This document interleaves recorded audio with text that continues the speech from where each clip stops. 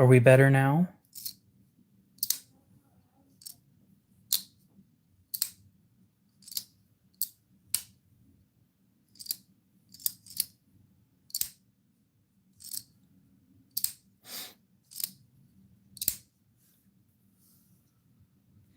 Well, probably going to have to take that as a no.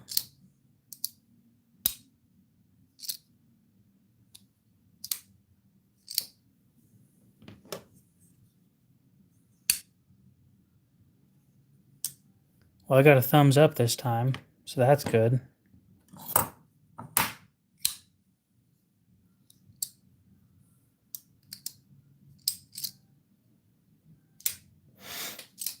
I swear I never start these streams muted. I don't even know why that happened.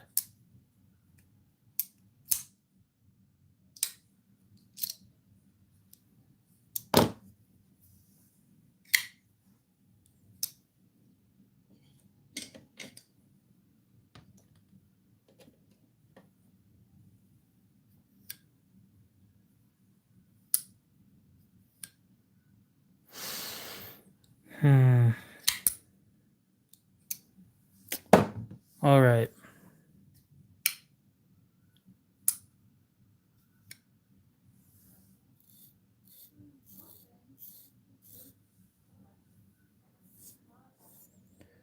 What to do now?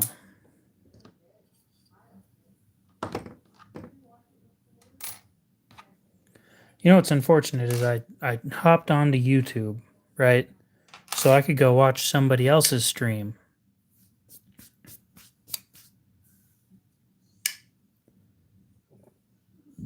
Unfortunately, nobody else is streaming. No, I wasn't on mute. It just didn't want to pick up anything. I had to close the app and open it back up.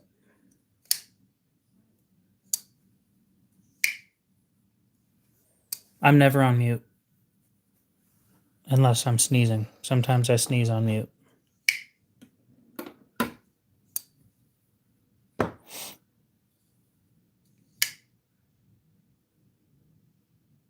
So we're going to modify my Sebenza.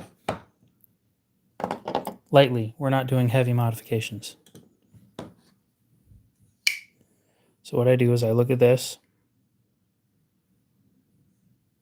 Spyderco. Where? Oh, this one? Yeah.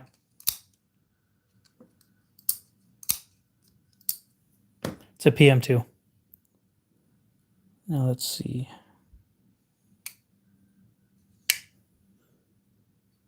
So to modify these, what I'm going to be doing is I'm going to be lightening the detent. Blessed, what's up? How's it going? And to lighten the detent, I need to take the pocket clip off, because you'll bend it if you don't take it off. This does void the warranty.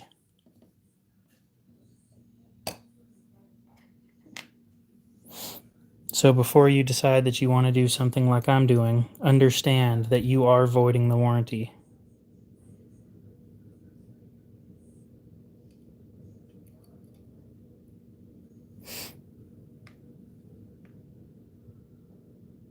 Okay.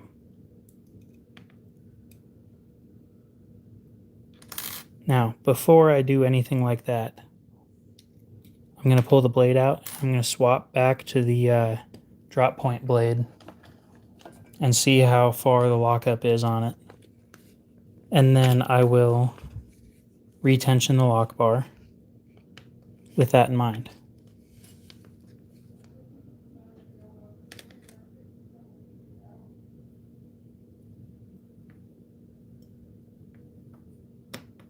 Ray, what's up?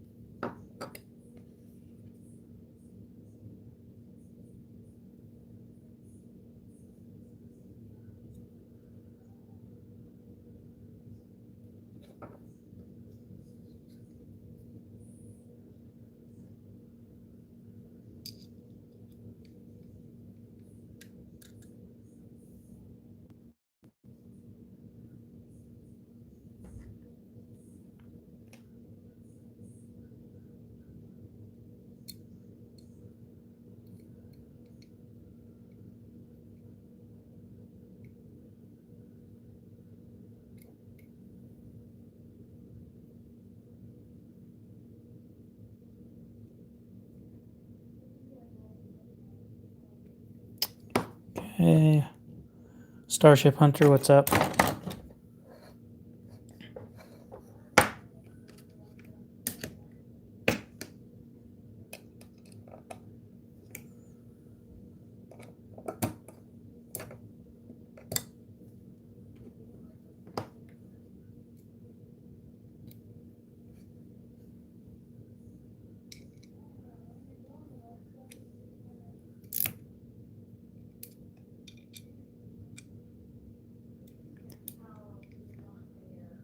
Okay. So that's where the lockup is on this.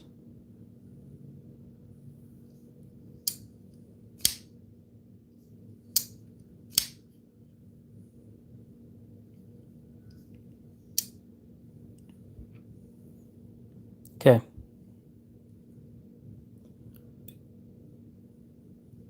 Now we're going to mod it.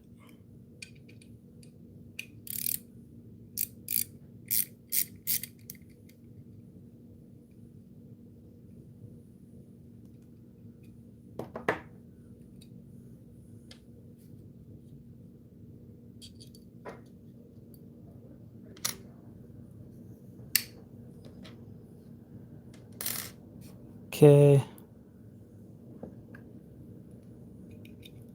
Blade out.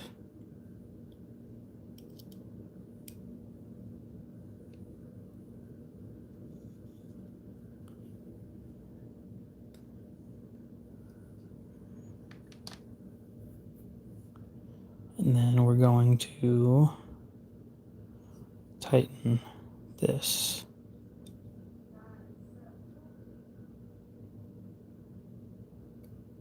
Fishy Fingers, what's up? Okay.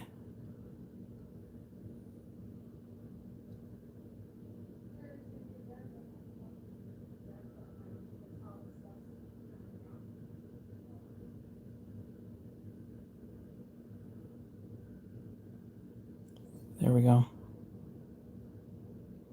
A little further.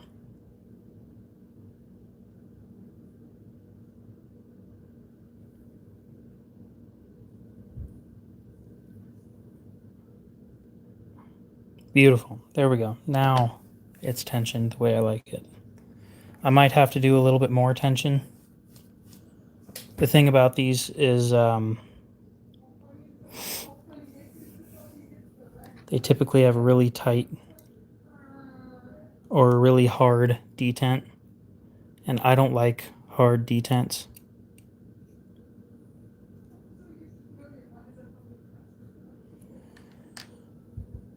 So we're going to stick this blade back in.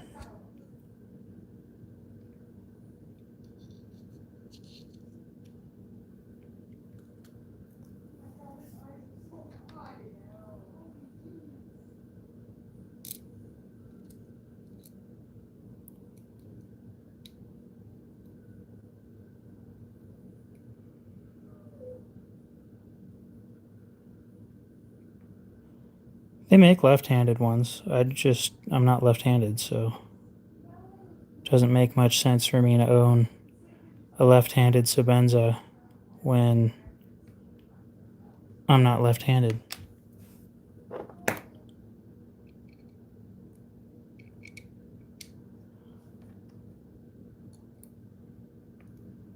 Go buy a left-handed one.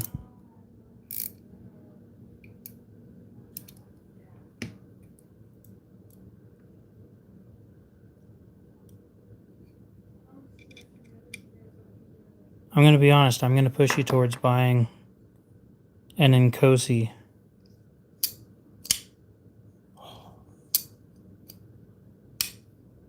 Well, I just voided the warranty on this one, but way smoother than it was.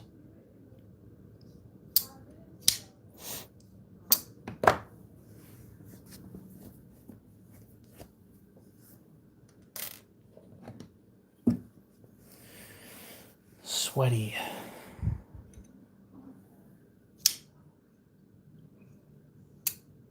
But yeah, I'm going to push you guys towards an Nkosi before I push you towards a Sebenza. These things are a lot more friendly to the average user than a Sebenza is.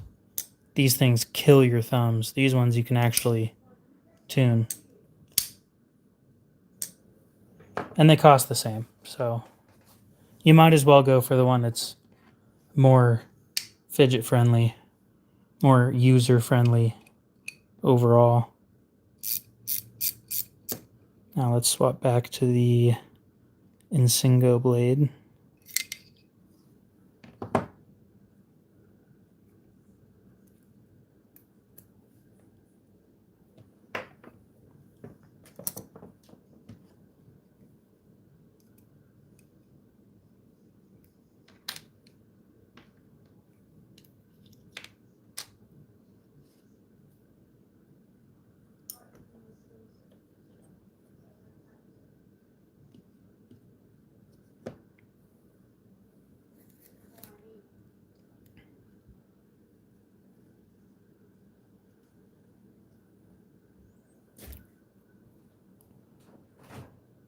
Beautiful.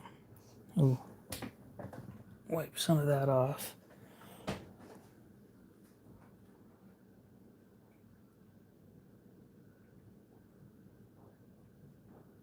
Okay.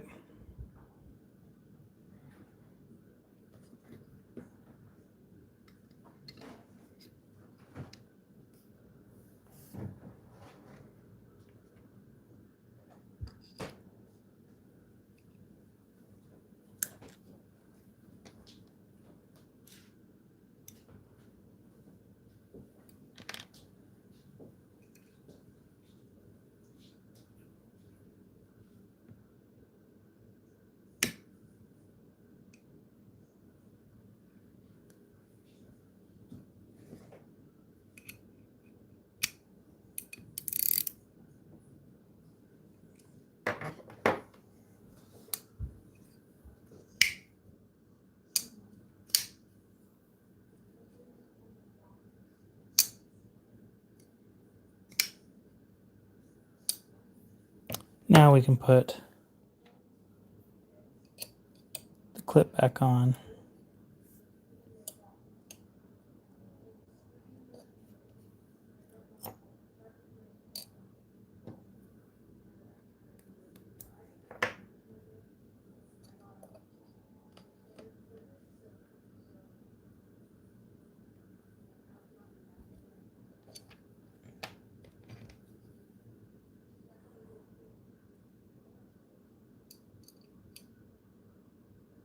I don't like Tontos, so it wouldn't be for me.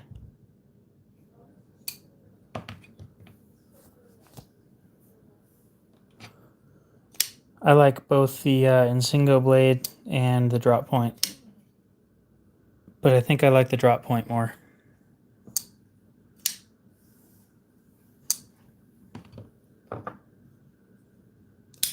I've gotten so used to this knife. It's just about the only knife that I carry, to be honest.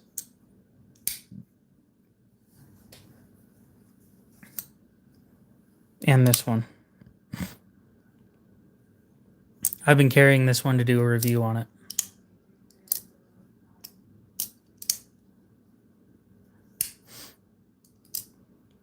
Here in the next year, we might have something special, too. But I'm not allowed to talk about it, so...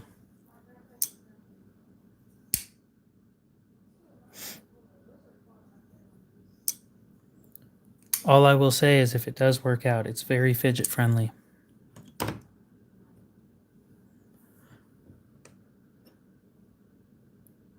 think I'm going to swap back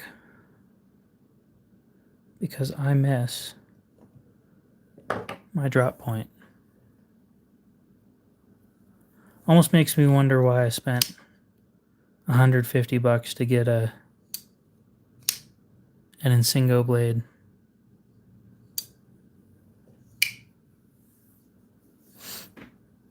Now that's going to be a good knife. Tomorrow I'm going to go buy, if it's still there, a Spartan Harsey folder.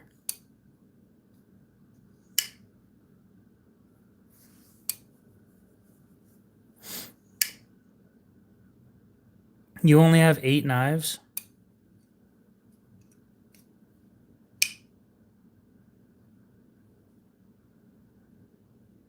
What part of the EDC hobby are you more interested in?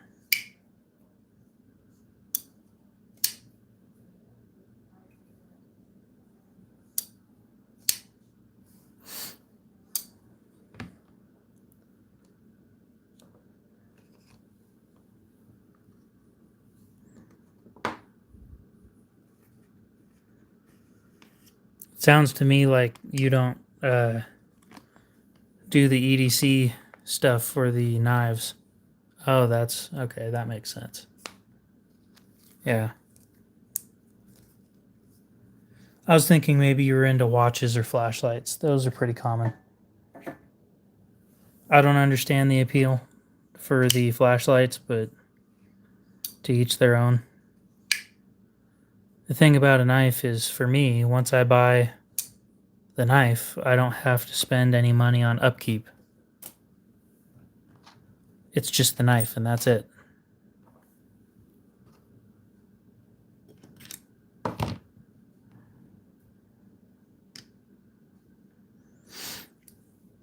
With a flashlight, I have to pay for batteries.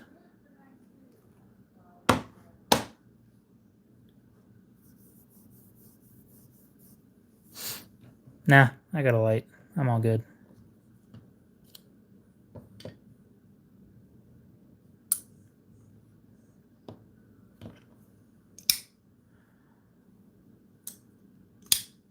I've noticed. I have to pay taxes now.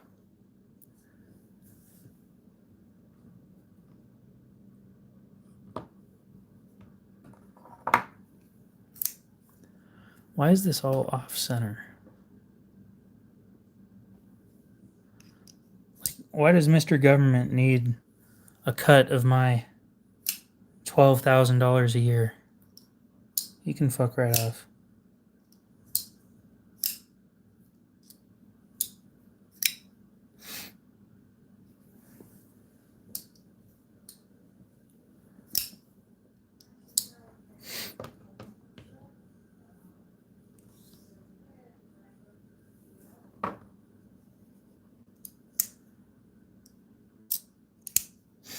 That's for state tax, though. And the roads here suck anyway. I know for a fact our tax money is not going towards the roads.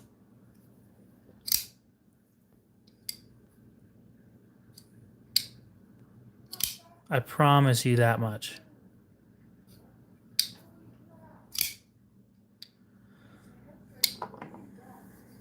Thank you. It's cost me a lot. I have 7.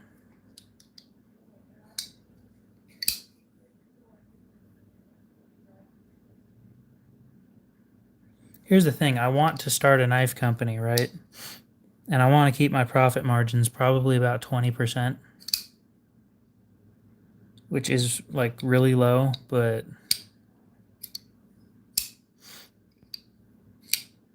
probably the easiest way of breaking into the market. Leatherman makes decent stuff, but their recent folder line flopped. Nobody wanted those things. Nobody asked for them. You got to listen to your followers.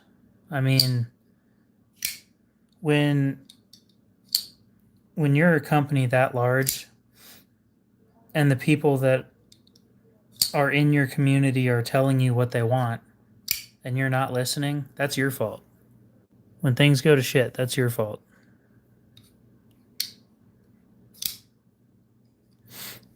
I personally don't like this all that much. It's in my top 5, but it's not.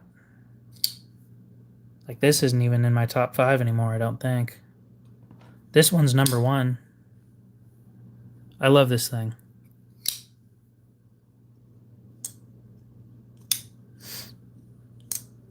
But yeah, my Sebenza, specifically with the Insingo blade, is it's not in my top 5.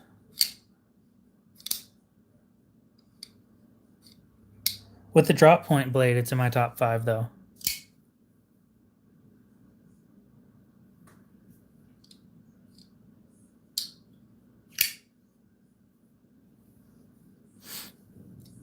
No, it's just not like my favorite knife. I can't reverse flick it. So yeah, kind of like deployment, but I've gotten used to carrying it. It's fine. It's just not. This one's smoother.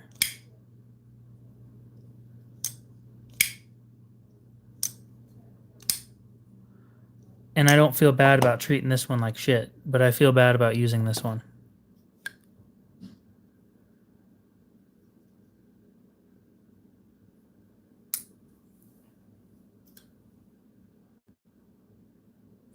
Inkosi any day.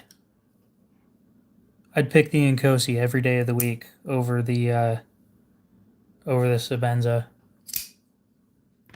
And I want you to keep in mind, I started with one Sebenza. I bought two, and then bought an Inkosi, bought a small Inkosi, bought another large Inkosi, bought a Menandi, an Umnumzan, and a backpacker. I've owned 8 Chris Reeve knives, and I've sold one of them. 2 are still up for sale, but with the economy being the way that it is, I haven't been able to sell them. And I won't sell them through Blade Binge, and I won't sell them through eBay. They take too much money.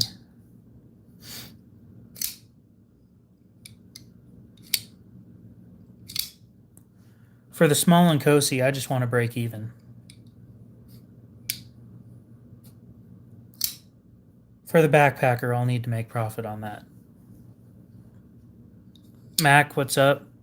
How's it going? For anybody curious what I'm fidgeting with, 0562 Ti. I'm still debating on whether I want a Hinderer Eclipse or not. Both are MagnaCut. I've got a small Inkosi Tonto, fresh from a spa day, in MagnaCut, and that one is, I think it was $360 shipped in the US. And then the backpacker, I'm wanting $360 as well in MagnaCut.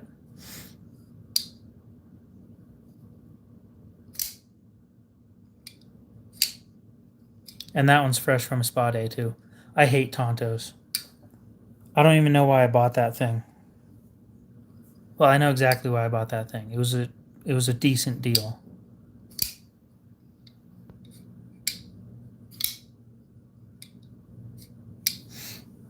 Well, you can always reach me on Instagram, and I will likely have something for sale.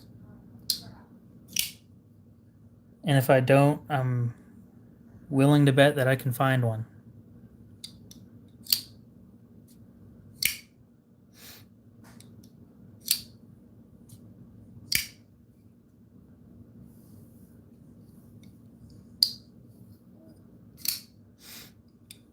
The thing is, I don't think that small Inkosi is going to move.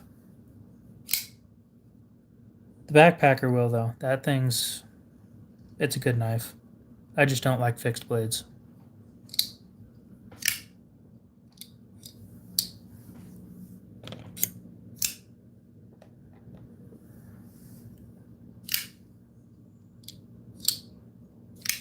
Oh, yeah.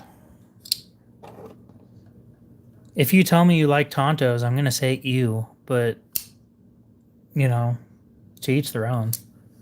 And I'll make fun of you for it, too. I'll ask you why you use, or what you use each edge for. And then I'll make fun of you for not buying a different blade shape. It's all in good fun.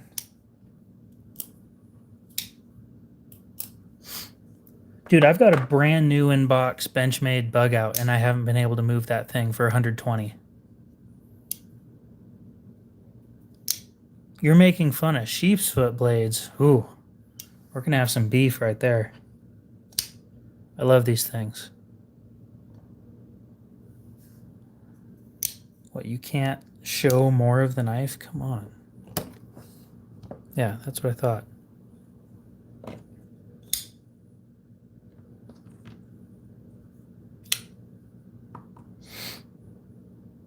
That one takes some getting used to open it right. What are you for? Garbage it is.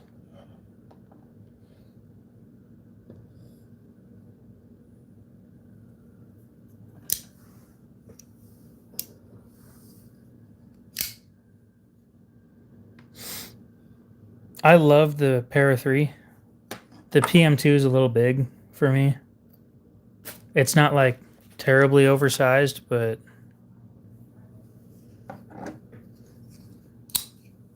I've also gotten used to just this in general.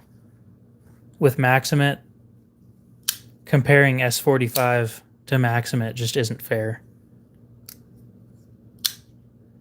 This one's smoother because the blade's heavier.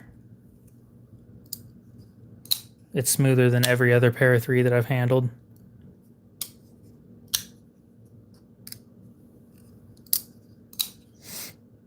And the PM2, I carried it with zirconium scales for a while, and I just didn't like them. And blessed, I use my knives in the kitchen. I do. This one gets used in the kitchen all the time. And that one, that's the reason why I put that blade on there, was to try slicing a brick of cheese with it and see how it went. Cody, what's up? And then I forgot to slice the cheese, so.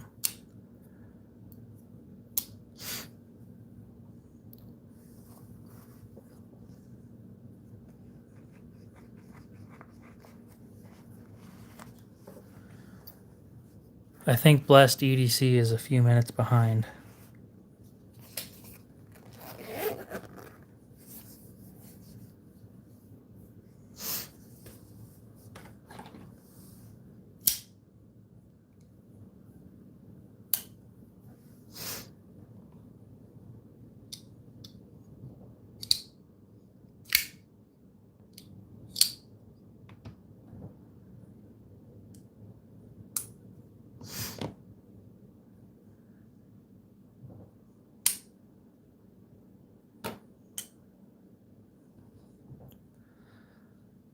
I haven't had great experiences with Demco because of their heat treats on the Taiwan models.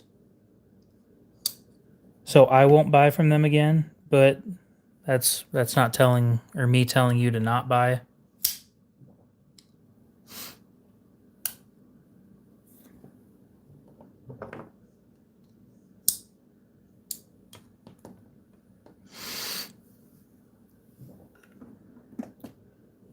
I've had bad experiences with the Shark Lock too, because it's because of the way it is. They've got a coil spring in there, and that coil spring is really strong.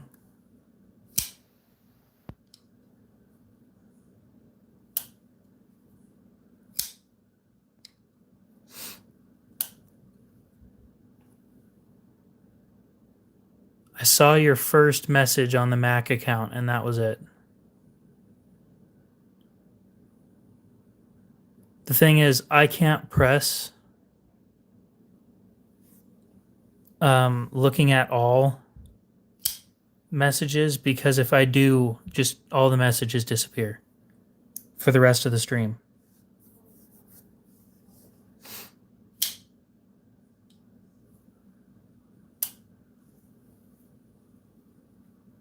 Oh. Well, I tried. But I'm not willing to get rid of everybody's messages just to see one person's. Just for a chance to see one person's. Yeah, so the coil spring they use on those knives is really strong. And the tip of my finger, I fidget a lot, so the tip of my finger hurt like a lot after the first week of carrying one. I won't carry one again after that, unless it's modified with a lighter spring.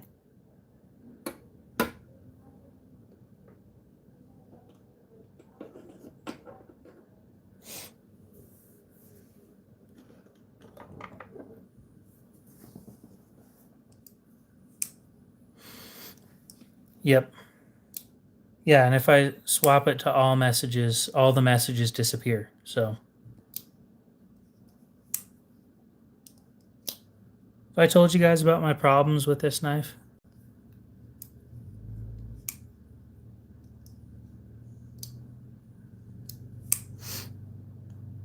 Figured out what's wrong with it. The stop pin is too thick. It's too wide. So what happens is it spreads the liners apart back here and squeezes them together up here when you tighten this, causing blade play and lock stick. Or not lock stick, blade play and lock rock.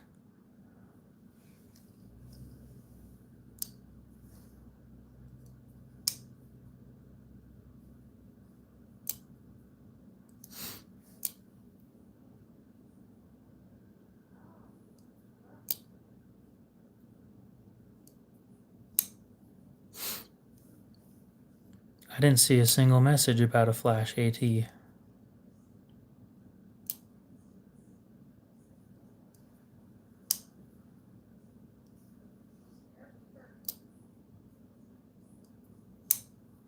Ooh. I don't think I've won a single knife in any giveaway whatsoever. I've tried, I've entered tons of them, and it's just... I've pretty much given up at this point. So I just stopped entering because, you know, I've got the knives that I like, and the ones that people give away nowadays just aren't my taste.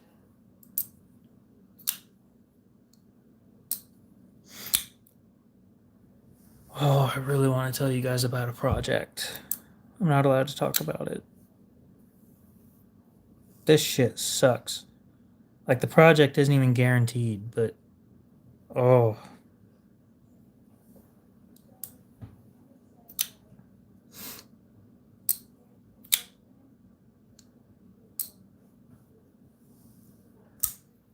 Well, thank you very much, but I've got a plenty strong middle finger. Yeah, if you guys want to look at my middle finger, I broke it in middle school or high school. See how it goes off to the side? And this one doesn't do it quite as bad as, whoa, as the other one. It's because I broke this one.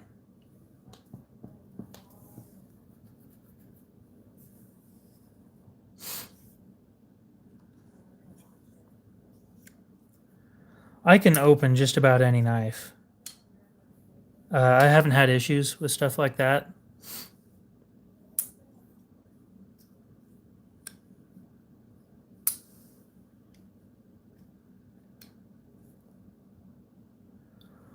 Oh, you know it'd be badass is if I won the lottery. $400 something million.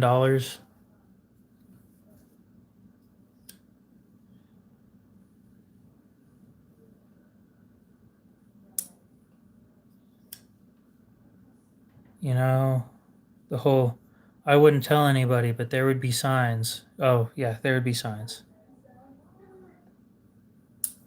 I don't give a shit if they take half. That's still 200 million. You know how long it would take me to get through 200 million bucks? Forever. It's crooked after this. It broke up here, and then it's sticking out that way a little bit. It looks a lot worse in person when you have that second, another eye to look at it. But yeah, it's sticking off this direction. It's not terrible because I can still move it, but yeah, I broke it playing basketball. Dude, I broke that thing like 8 years ago. There's no way I'm re-breaking it now. Screw that. And I'm pretty sure it was a compression fracture, so because I jammed it into a basketball and it broke.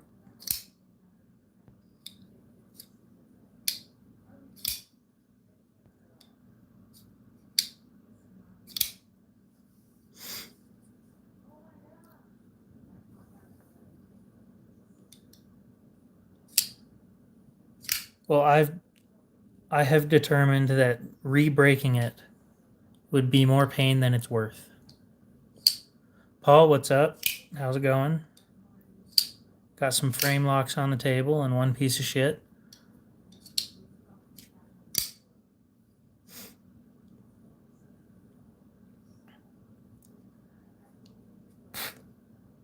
I'm about tired of Benchmade. Did you guys see what they came out with? Let's talk about that because I haven't talked about that to anybody yet, and it pissed me off.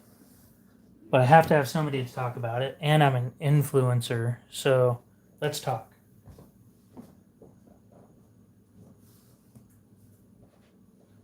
Benchmade came out with a new version of the bug out. Again. I know, shocking. But this bug out is $400 for aluminum. No, not even the Vapor. It's more expensive than the Vapor.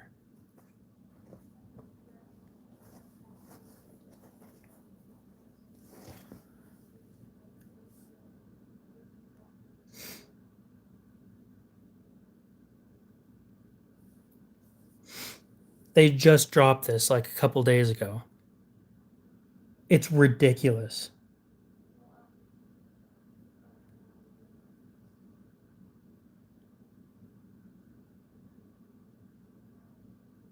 Give me a sec. I have to find this shit. It's disgusting. No, I want to put this in perspective for everybody. So it's the Taiga Green version of it. Now that I finally have it pulled up.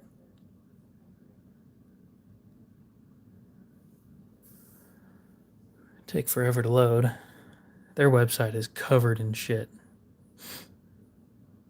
Yeah, I don't give a shit about your technologies and cookies and shit. Okay, so here's what it looks like.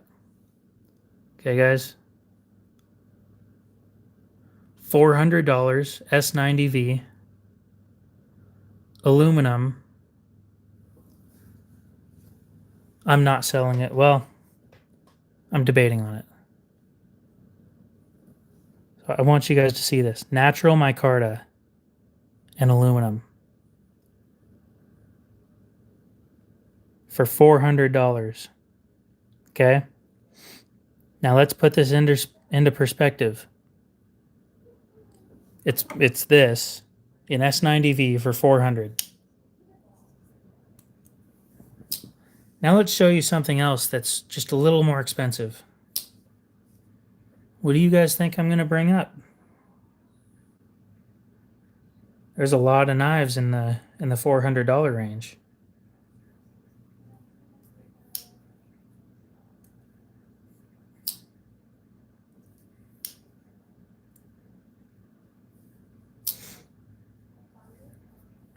I want you guys to throw a guess out there. Just a wild guess. $400. Let's even go up to $450. What do you guys think that you could buy for that much money? Because I've got an exact idea right now.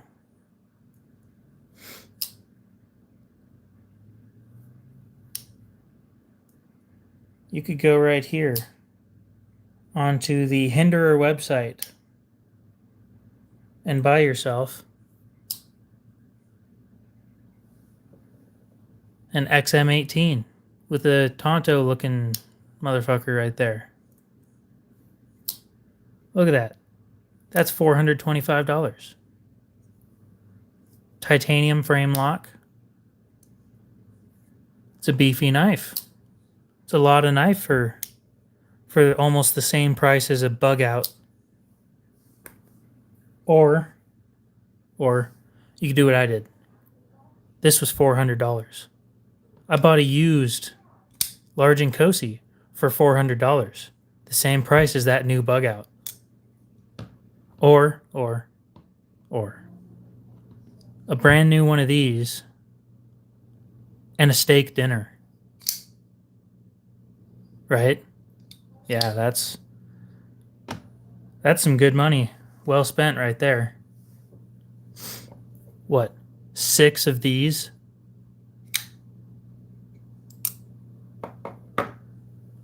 You could get 4 of these. This is as good as you need, to be completely honest. Oh yeah, no, this is mine. I'm not getting rid of it.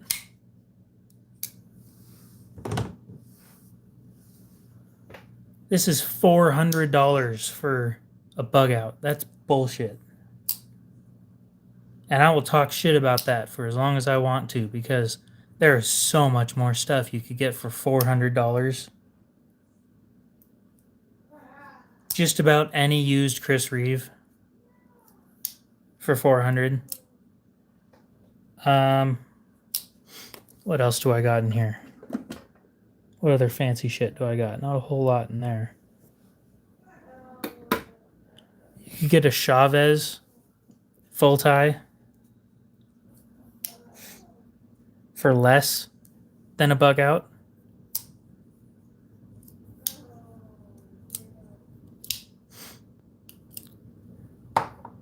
You can get a used Spartan Harsey.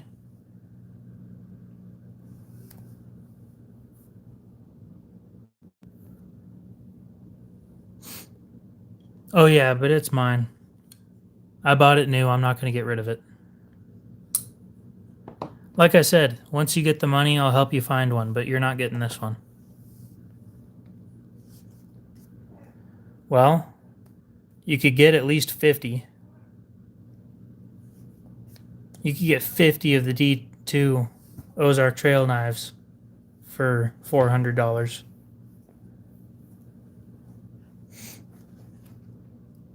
You could buy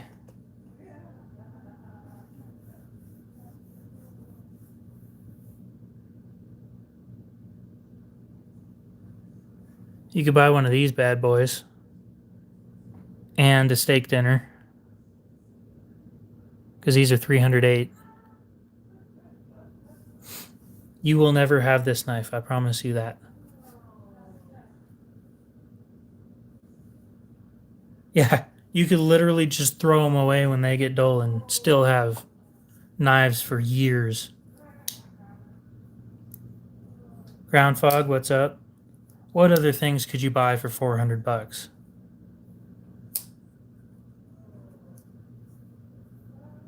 A trailer. You could buy some tires for a truck. You could buy a junkyard engine. You could buy a go-kart. Shit, if you find one cheap enough, you could... A decent used pistol, yeah, you could find a car, a running car.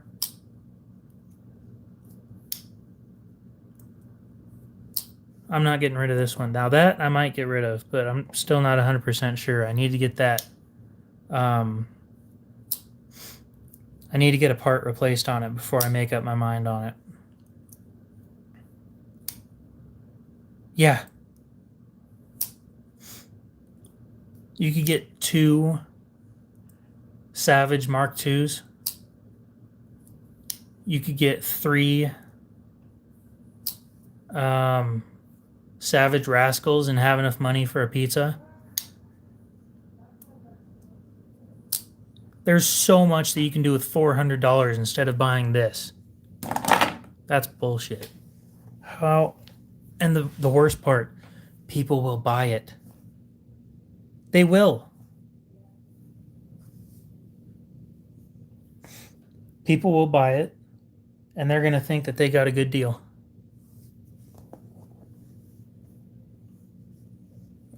I don't want that. The last time I dealt with a check, it didn't go well. John, if you're listening, that took forever. I'm not blaming you, but that was hilarious. Yeah, you could get a Hinder Eclipse in MagnaCut for the same price as, or for $25 more.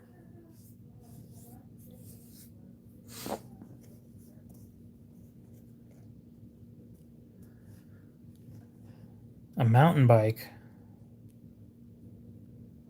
That's a good point.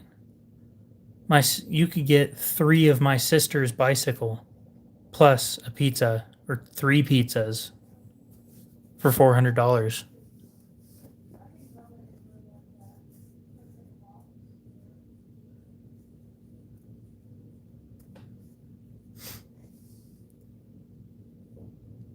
This thing's stock. You know what? I'm not going onto the Benchmade website anymore. Fuck that. Just go onto the Knife Center website.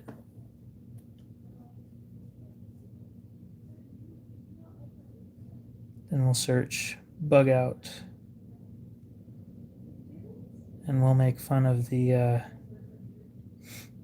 this new monstrosity that they decided to come out with. Fucking disgusting.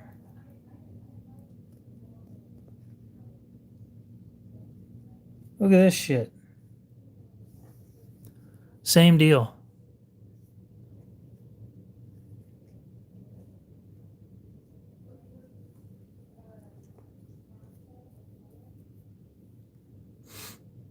I did not know that.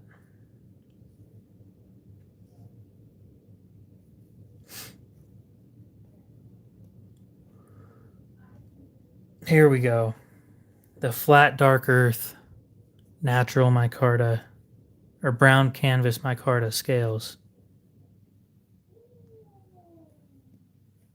Look at these pieces of shit. What a shame.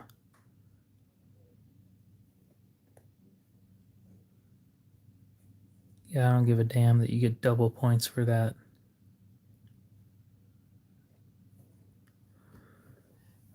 Ridiculous.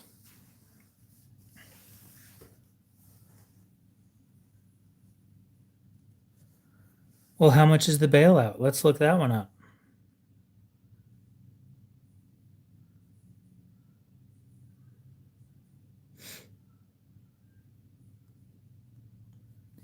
Because I'm sure this thing's expensive too.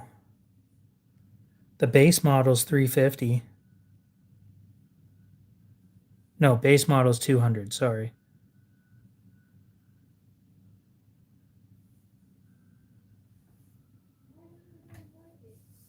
Yeah, this one's $350. That's a better deal. Look at that. It's bigger. That's the whole thing. It's bigger. It weighs 0.1 ounces more.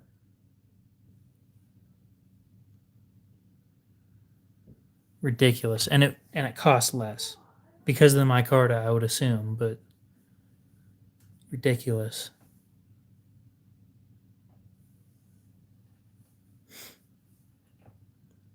I should sell my bug outs, all of them. All right, let's look up the 940.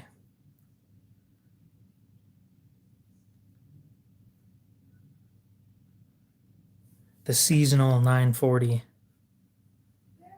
I've got a mini Adamas, and I don't mind it. Are you shitting me?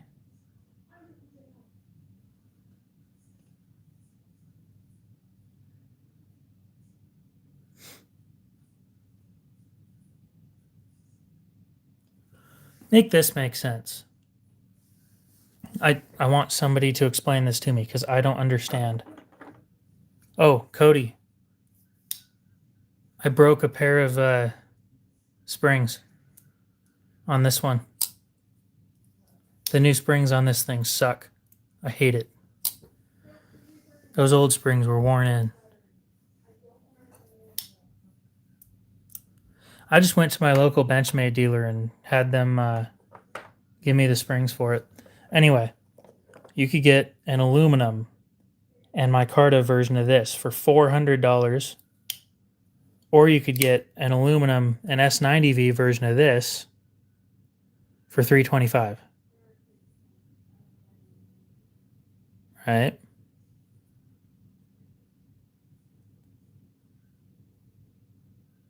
It's bigger. And you're paying $75 less.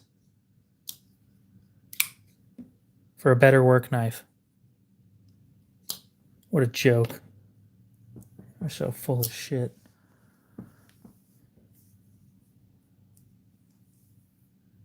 But people will buy them.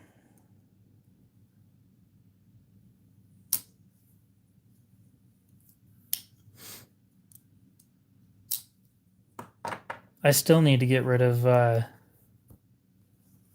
need to get a hold of the guy that has this one on hold. Because he's had it on hold for months. I need to get rid of this thing. I can't keep on holding on to knives for people. You know? I'll give you like a week, or two, but after a week or two, it's ridiculous.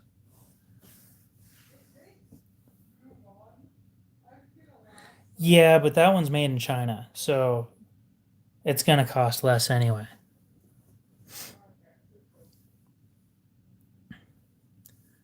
Your wife doesn't want you buying shit anyway.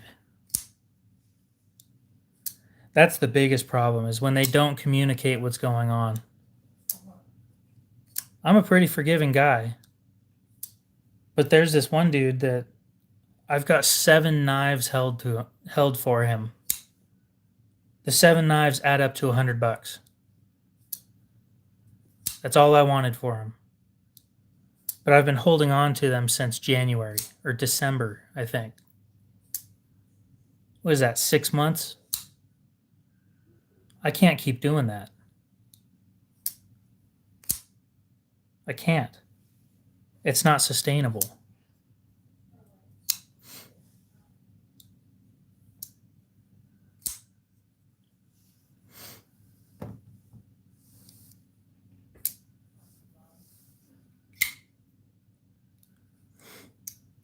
I sent him a little, hey, how's it going, the other day.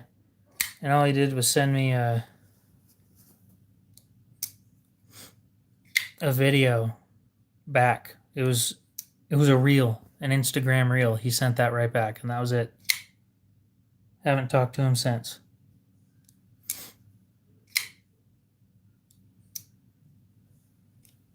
So I want you guys to add this up for me. $7 a knife. Or 7 knives for $100. You're not paying much. It's a Presidio 2. And if you want one of these things, I don't know if they're still available on the Sportsman's website, but Sportsman's had them on sale for $150. The SHOT Show exclusive. It's like $11 or $12, yeah. Maybe 13.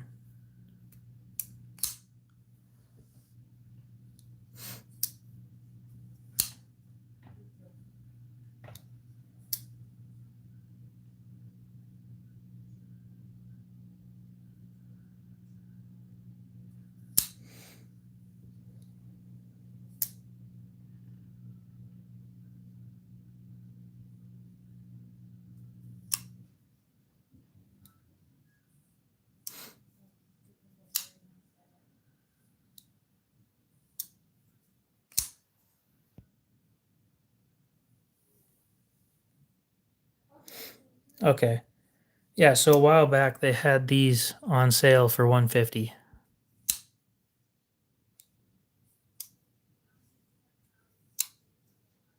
It was the SHOT Show exclusive.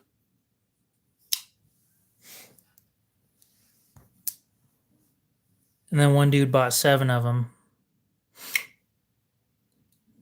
No, I'm kind of mad about that. And the worst part is that the Aerosteel MagnaCut, the MagnaCut from Aerosteel is better than it was from Crucible. You know how disappointing that is?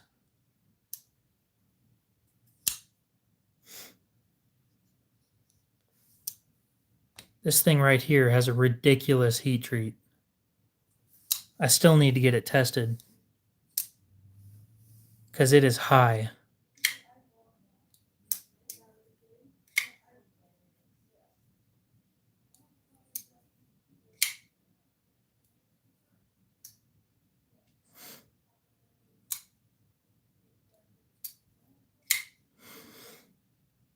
what to do.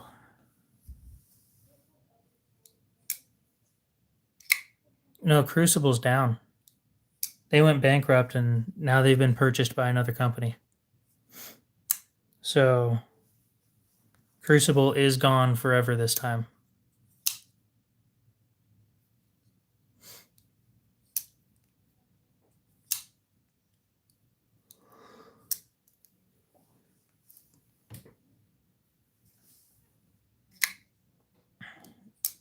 I believe Aerosteel is making Magnamax, yeah. I'm not 100% sure on that, but I'm pretty sure.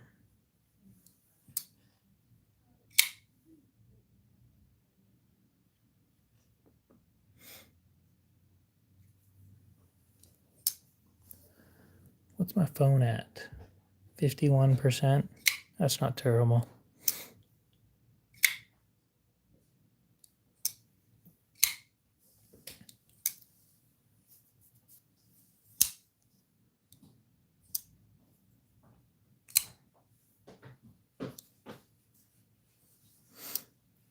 I think Freedom Knife Shop had them for sale for $135 pre-order. That is really, really low. It's just, I don't like the Manix 2.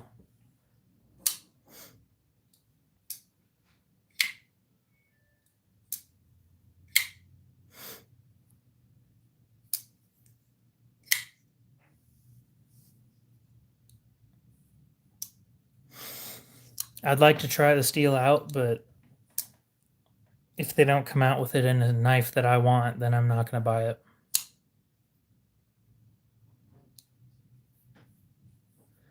Chef Rocky, what's up?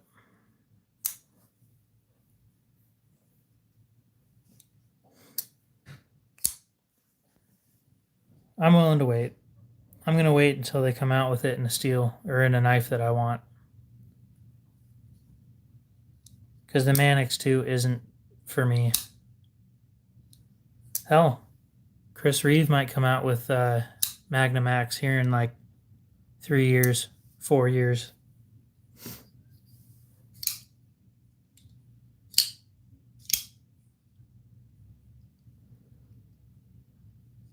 I don't like the Shaman either. I don't like the compression lock.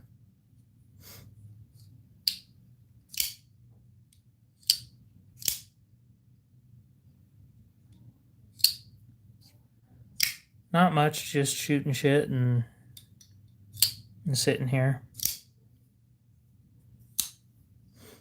Playing around with frame locks and stuff, like you do.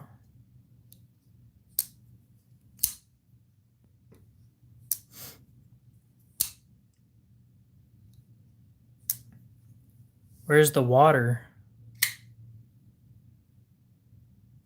I don't know.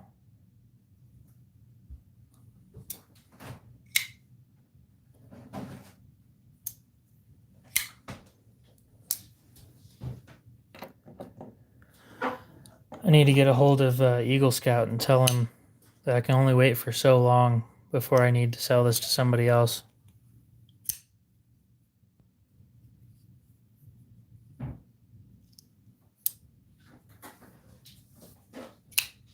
I can't keep giving people chance after chance after chance like I have been. It's ridiculous. This one will probably be going up for sale here pretty soon, though. I'll be replacing this one with a Harsey folder.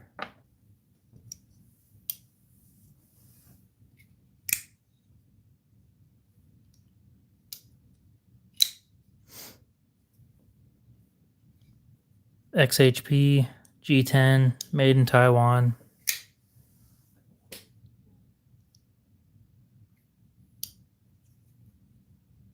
I'm surprised that these things don't sell very well.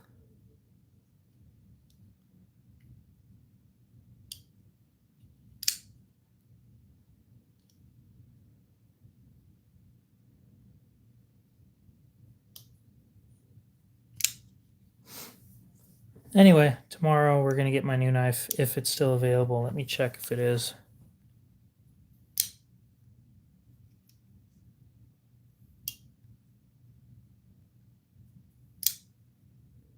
If not, I'll just put that money towards a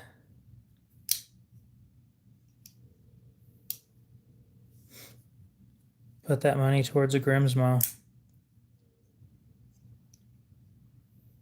And once I have that, I'll be done for a while. A gentleman's knife. Well, it's still available right now. A gentleman's knife. Not really. I don't like small knives. Best gentleman's knife I've ever had was a Chris Reeve Menandi. I liked that one, but I sold that one. I'd almost consider this a gentleman's knife.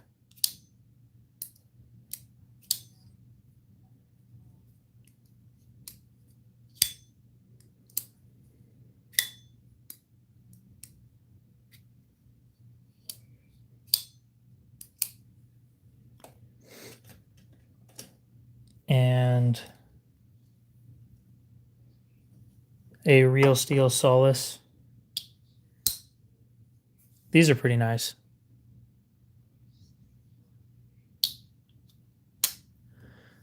The other one was a Kaiser Original.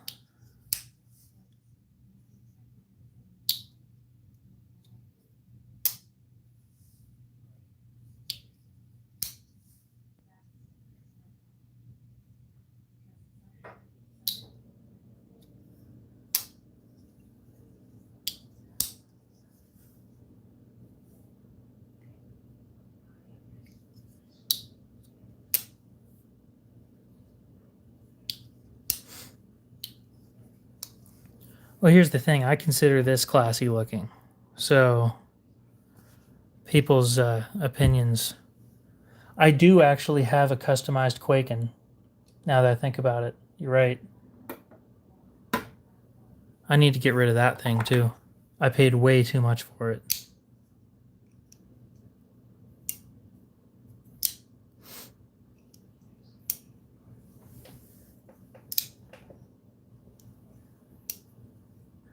It's pretty cool. It's just not for me. And it doesn't have caged bearings. Oh, it's not that expensive. To be honest, I'm willing to lose money on it. I just need it gone. I'm tired of looking at it. There is no pocket clip and no space for a pocket clip. But it's, I think, gold twill carbon fiber and a paint splatter blade. I don't know what the blade steel is. Let me go grab it real quick.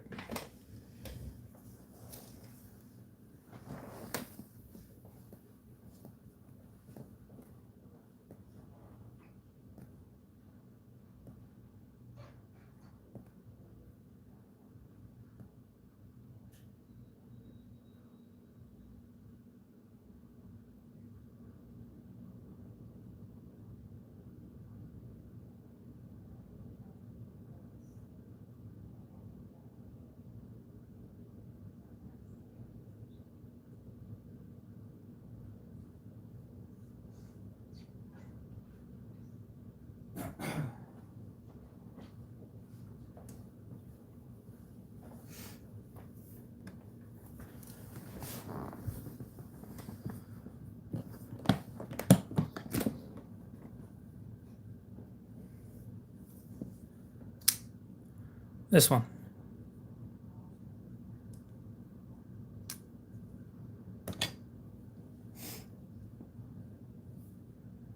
I'd be happier if I could break even on it, to be honest. Breaking even would be, let's see, I paid 106, so 106 plus shipping.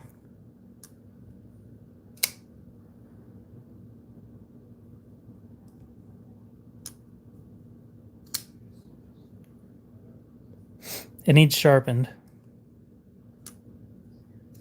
And of course, I do sharpening for free on things that people buy from me.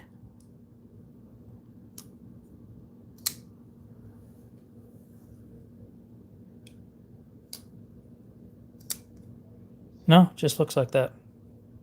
It's an acid wash finish with they put like nail polish on it.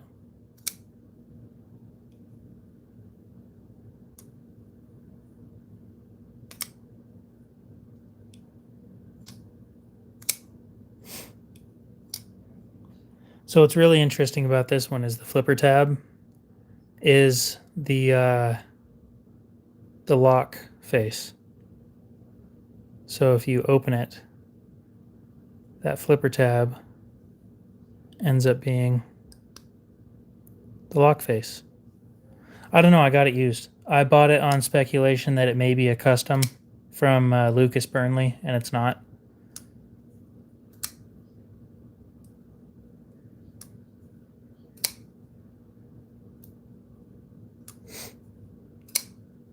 Well, I'd be happy to break even, so it'd be 106 plus shipping, which... And I've gone through and cleaned it. I took it apart just to find out that it had non-caged bearings. So I had to put all those back in. That sucked.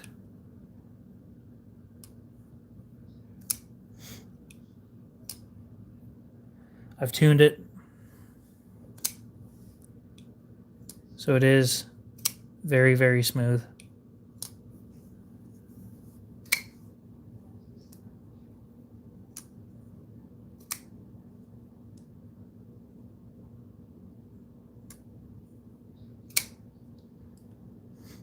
I think it depends on the edge. What's up? Yeah, sure. I think it depends on all the modifications that it has done. Because if this thing had, if this thing was one of the unique pieces where it has stuff going on here, maybe.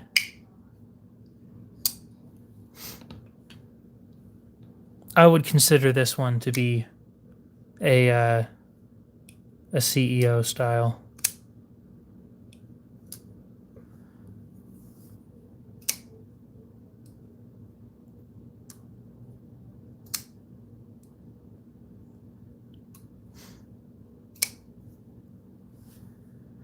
Still need to sharpen it. When I sharpen this thing, it is not going to have, or it's going to have a micro bevel. I'm not following the angle that they used. That's bullshit.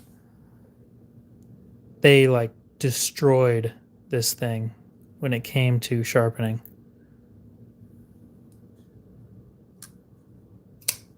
Yeah, engraving. The custom engraving stuff that they do.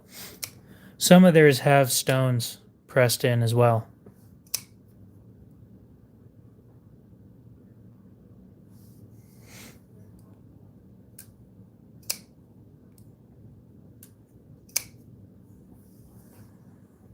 I'm pretty sure this one's a Boker.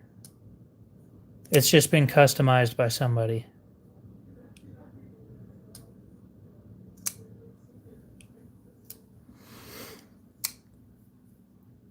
I don't like OTFs. I've tried them. They're just not for me.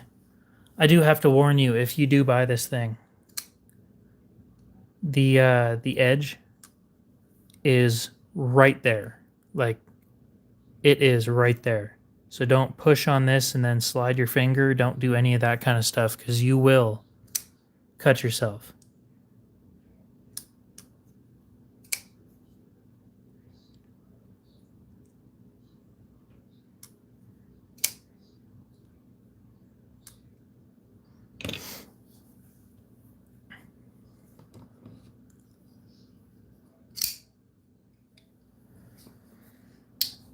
If you're going to try an OTF, I think everybody agrees The Max Ace Neptune. I think that's what it's called. I think everybody agrees that that is the baseline of where you should start.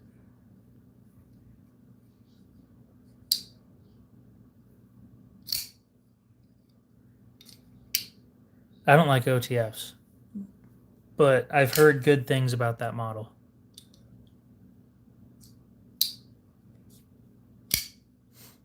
That it's the best bang for your buck model or whatever. Just don't buy an OTF that has Ultim on it. I've seen that. I've seen it crack before. Not a good thing.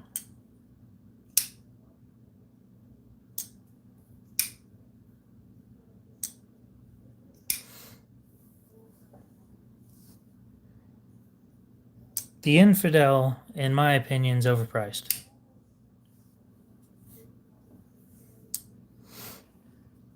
Yeah, I've looked at them. They're just too much going on. These are simple. These are elegant. There's nothing special about them. Easy to replace parts, easy to take apart, easy to work on.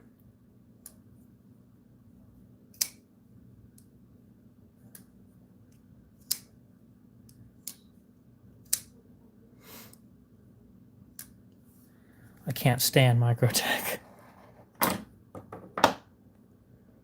Specifically the Gen 2s. Those Gen 2s suck. They are a bitch and a half to open. And I physically can't pull back hard enough to close one with one hand.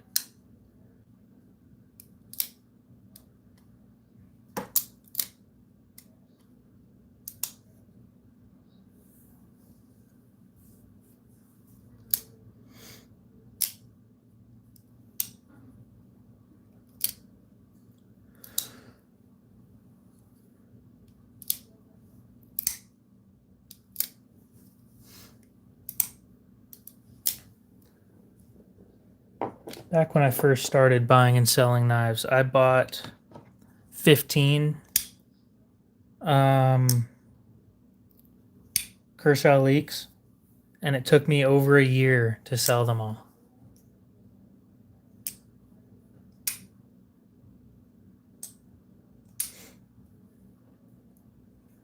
I think the Luminary is just overpriced.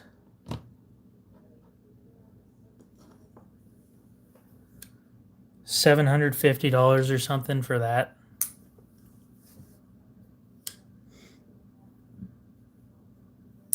I'd like you guys to keep in mind the only Luminary I've ever seen in person was in a box with a flashlight, and the whole setup was $1,500.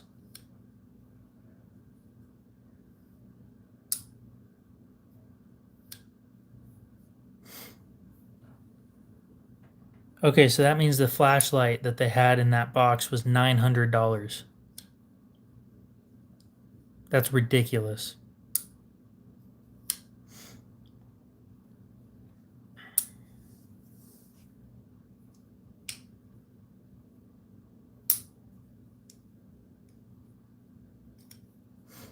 It wasn't. It was just a regular Luminary.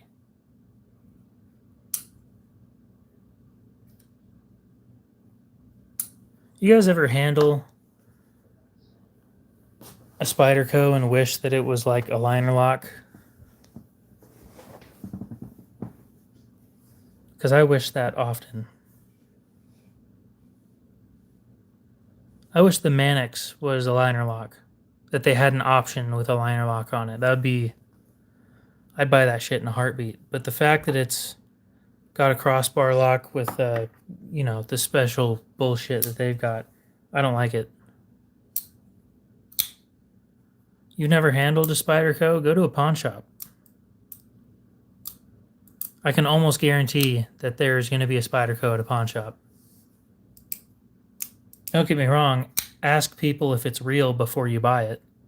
Like go onto Reddit or something and ask.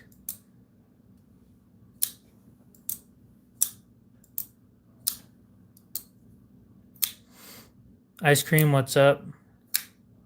Your pawn shops don't carry knives? Where are you from?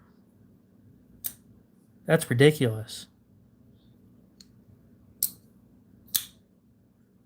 Don't carry knives.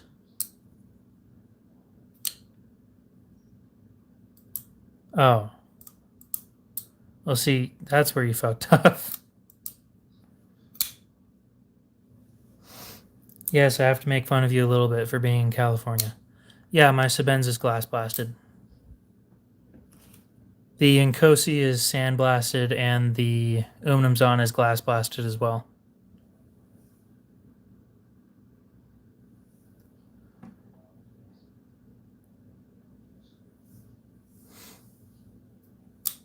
Oh, you know what I meant. That's why I said crossbar lock kind of bullshit. It's because I didn't remember what a ball bearing was.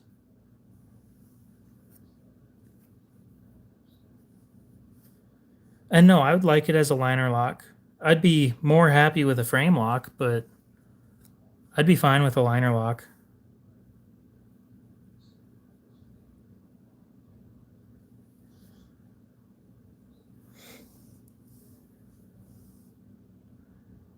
I prefer glass blasted. It's a lot easier on your pockets, and it's a lot easier on your hands.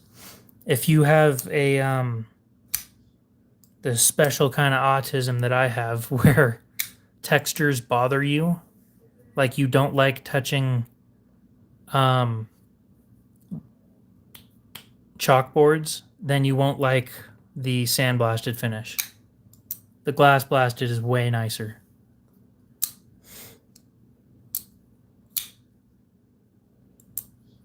Oh, I've seen liner lock Spydercos too. It's just the Manix 2 isn't a liner lock, and that's why I don't like it. The only option that they have for it is their ball bearing lock. I wasn't saying that I've never seen a Spyderco with other locks. They use a lot. I've seen them with frame locks, just not that model.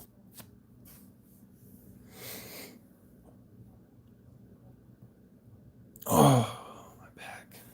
Okay, where were we? Yeah, you need to just leave California.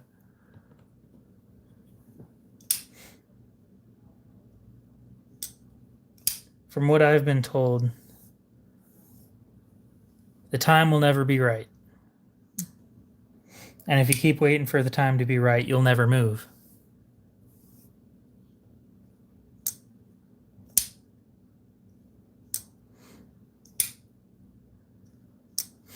So, Lee, I have a question for you. I think that's Mac, right? I have a question for you. When are you going to be putting 300 pounds on the spine of your knife?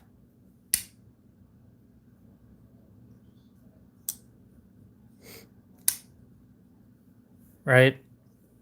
How often are you going to be grabbing your Nkosi and pushing it as hard into a table as you possibly can?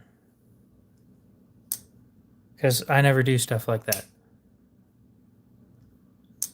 I'm not scared of a lock failing because I don't press on the spine. That's why I don't understand the whole stigma around the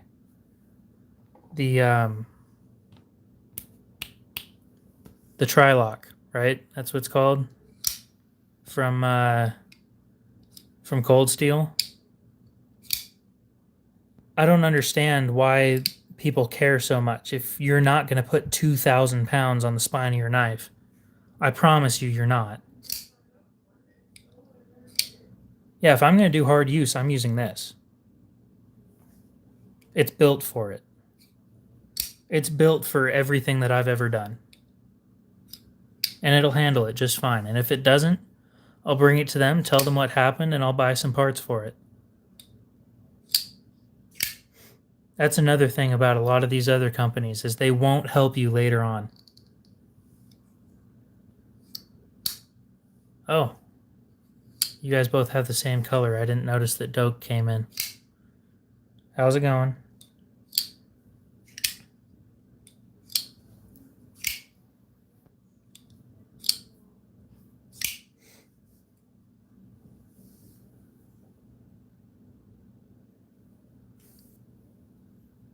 Oh, sure. Don't get me wrong. I will never baton with a folding knife. I will never do something like that with a folding knife. But anything that I would do around the day, this thing will handle it all. It will. And that's just the fact of it.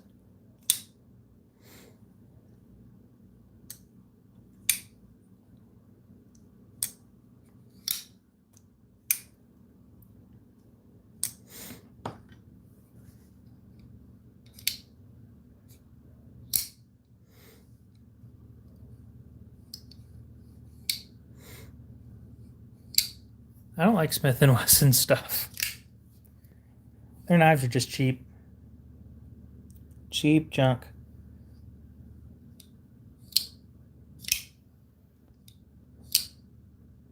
Oh, sure. Yeah, if you wanted to baton with it, I could see you just sticking it like this and hammering on the back of it with another log or something. But there's, like I was saying, there's nothing that I'm going to do with this knife that's going to break it.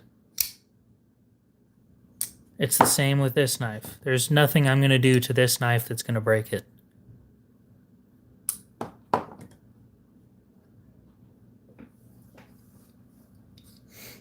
Shit, I could probably run it over and it'd still work. I mean, what more can you ask for? These lock strength tests to a point are just pointless. Like, I think his name is Busey. If not, it's just Buse.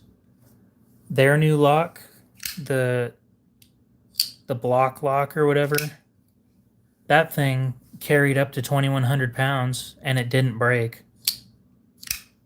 But I don't need that. I'm interested, but $900 is a little too much for me.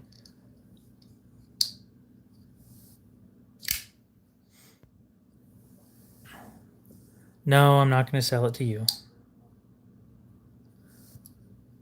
KC3, I've been trying to find you one of those forever anyway. You know, if you want one, I'll help you find one.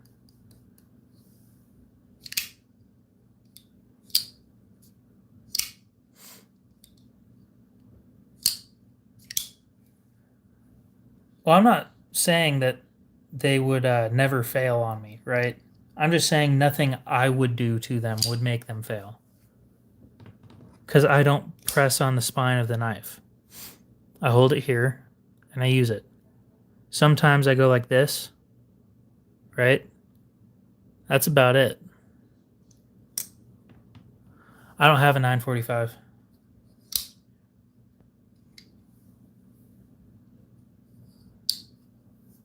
I don't think I've ever seen...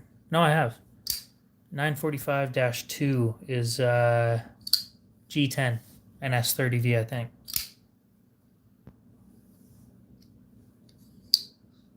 Oh, I beat the shit out of this thing. I treat this thing like it's $30. I hate the auto lock system. And the reason I hate it is it gets in the way so much. I have to manipulate my fingers in a different way than I'm used to. You know what lock that I did like, though? This is a 940-1.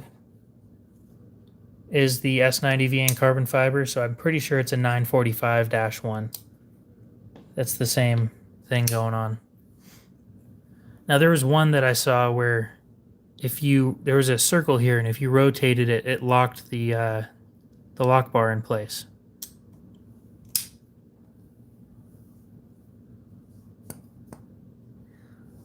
That hurt. Just smacked my finger with it. I don't want to smack the table with it because that's very loud. But yeah, I've done it before.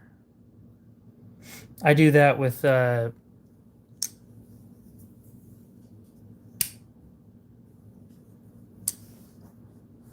look that up real quick.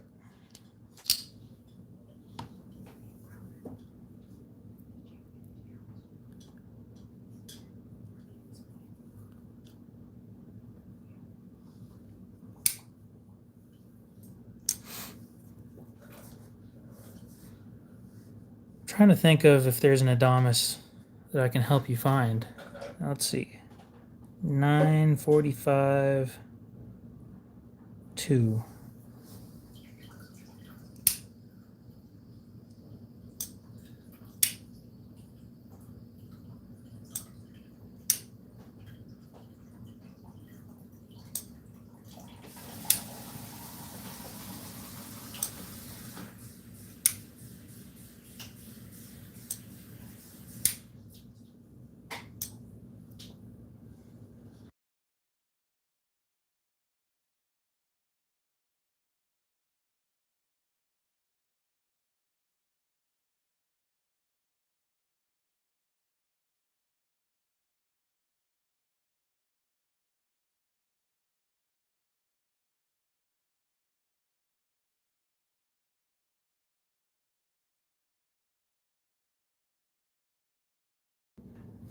Yeah, so I don't use my knives for stabbing stuff, but if you hold it like this, I doubt your hand is going to let that thing push that way.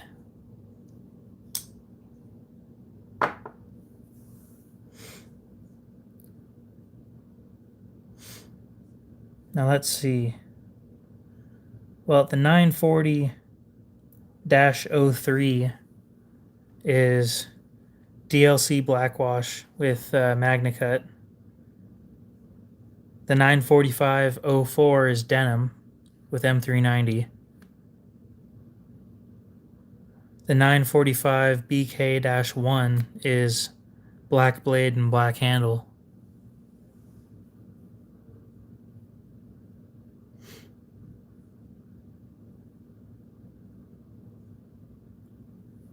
Let me see. 945.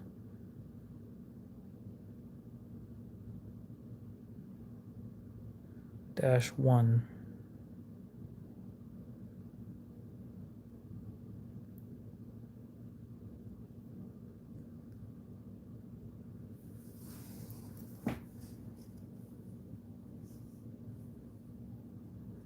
Ooh. So I was wrong. -2.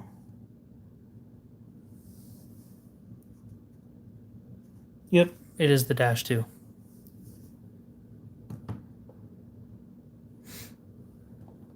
So this is a 940-1 and the 45-2 is the same setup.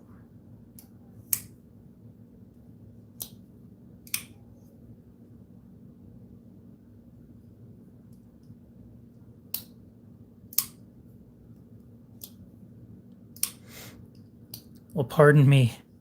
Benchmade is not my favorite company. And what was that thing? A ZT version to the Adamas was probably this one. It's a 562 Ti. This is what I would compare to an Adamas. This one's been mangled. I just about chopped a finger off with my first time handling an AD-15.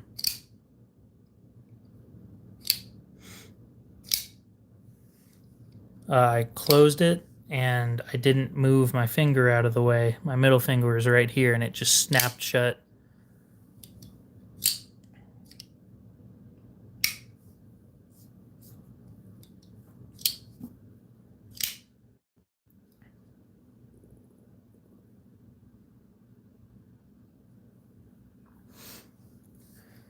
I don't like the shark lock.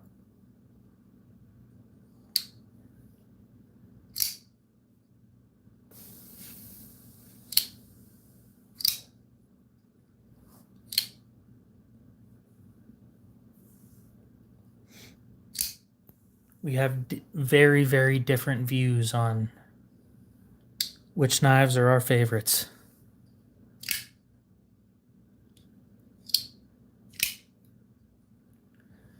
Still need to send this one in for a new blade.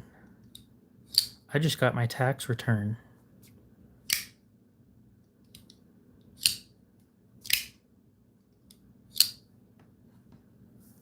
And it was not very much. Sniper Blade Works. Never heard of them. So that'll give you my opinion here.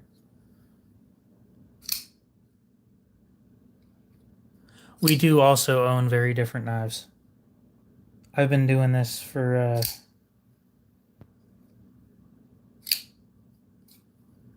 4 years now.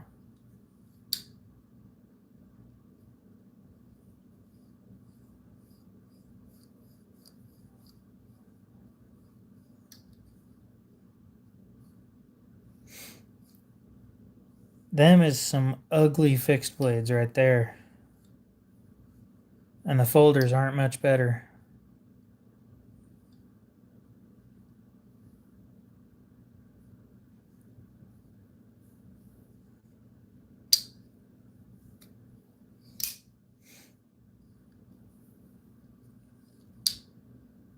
So my first impression is these things are ugly as hell. Let me do a little bit more looking.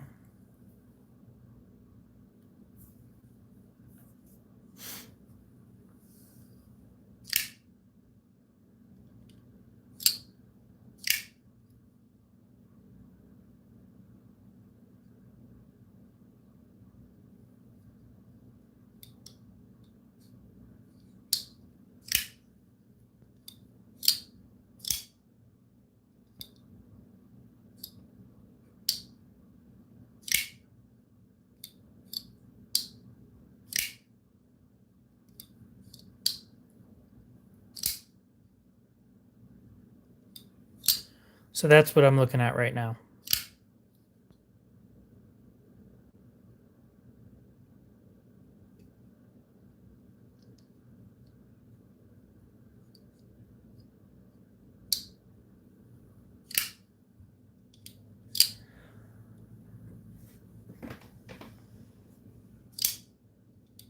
I'll be back in a couple minutes. I gotta go feed my cat. My cat's being annoying right now.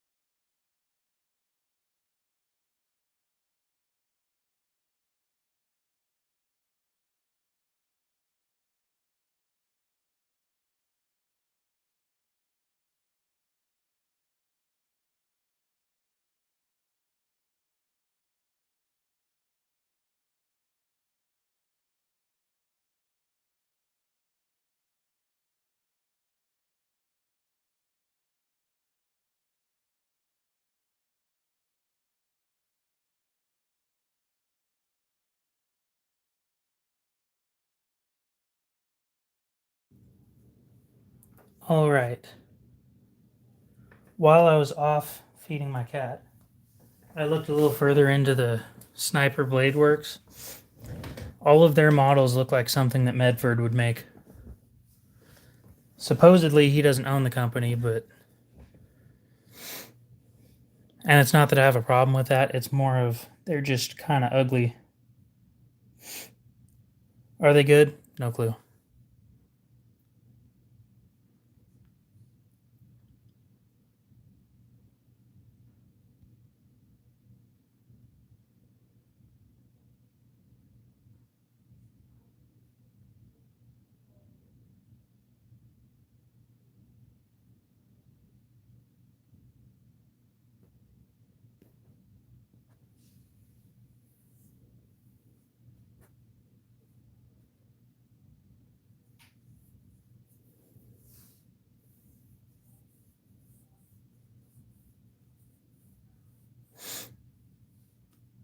Where was I?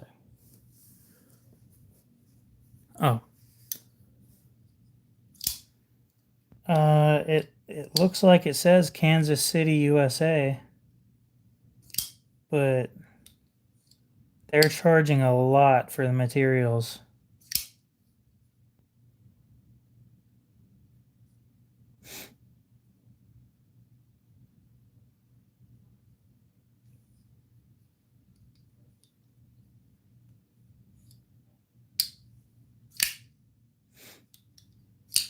The last model I just looked at was the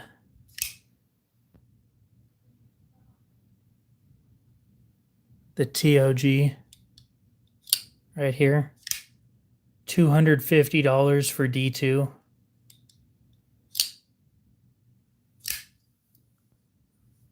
So that's not for me.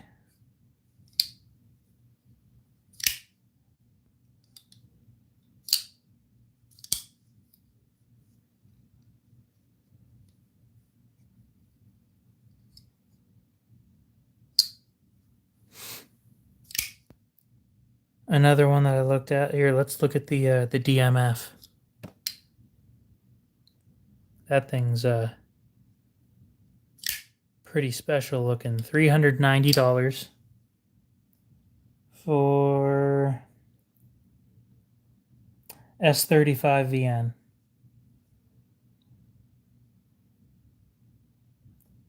That's just too much money.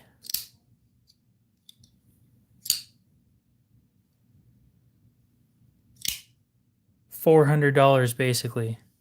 Spend a little more money and you can get a Hinderer in MagnaCut.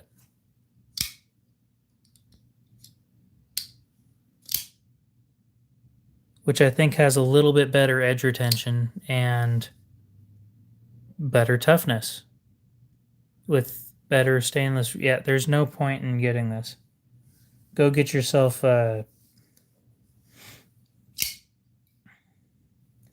what kind of warranty do they have? Let's at least look at that, because I do want to give them a chance.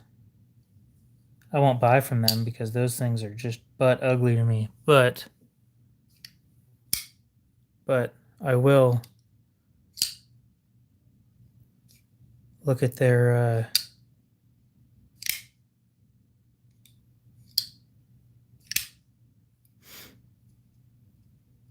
well, shit, they were supposedly founded before Medford.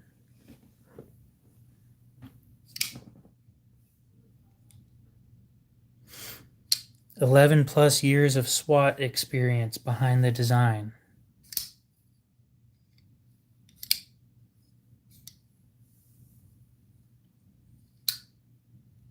Yeah, I don't care about your a Boy Scout remembers his first knife bullshit. What I care about is how do you treat your customers?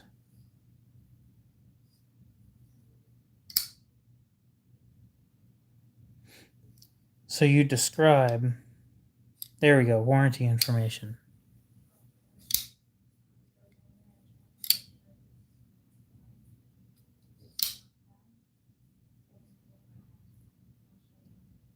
Yeah, I don't know who that Lance guy is. I've never heard of him.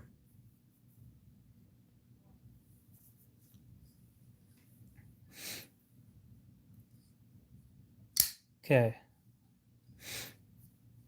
We stand behind everything that we produce. Not only are we confident that you will love your new Sniper Blade Works knives, but your knives are automatically covered by our promise.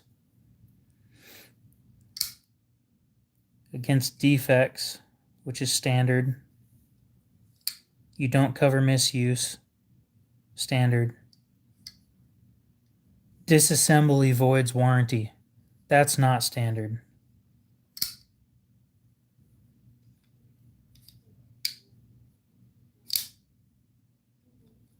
Any repairs performed by anybody other than them will void the warranty. Dude, you got a baseline warranty. It's basic. Sniper promise. Ooh, whoop-de-fucking-do.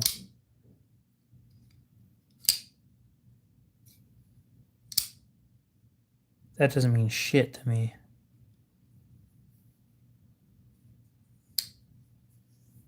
You guys are free to look at their website if you want, but their warranty is basic. It's not even...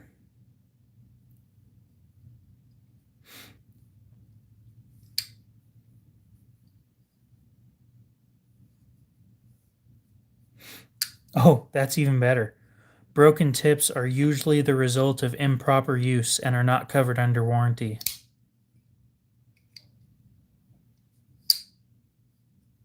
I wonder if they realize that cracks can sometimes happen naturally.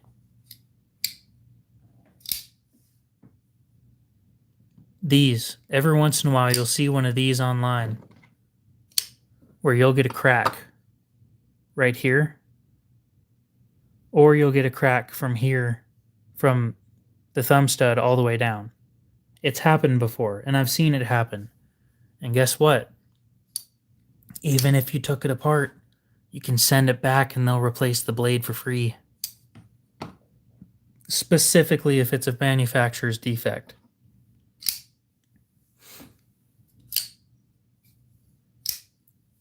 You can take these things apart all you want, and I can appreciate that. Hell, they'll sell you every part on this knife. Nobody else that I know of does that except for ZT and Kershaw. They will sell you every part on this knife.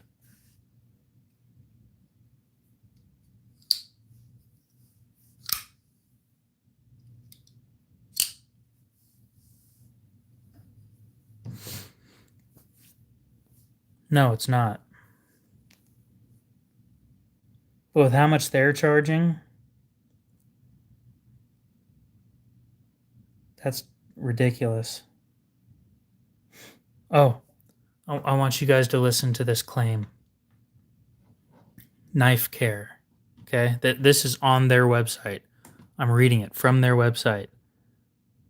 At Sniper Blade Works, we take pride in crafting premium tactical knives from the finest materials available, allowing superior cutting ability. It's essential to properly take care for your knife. Take care of your knife, not for. To prevent corrosion. Yeah, so, by the way, S35VN is going to be fine. D2 isn't. D2 is not one of the finest materials available. Don't give me that shit. That stuff's been around since the 40s. You're going to tell me that that's the finest shit available? Go get some MagnaCut. Go get some S90V, M390. Give me some real shit. S35VN is the best material you use.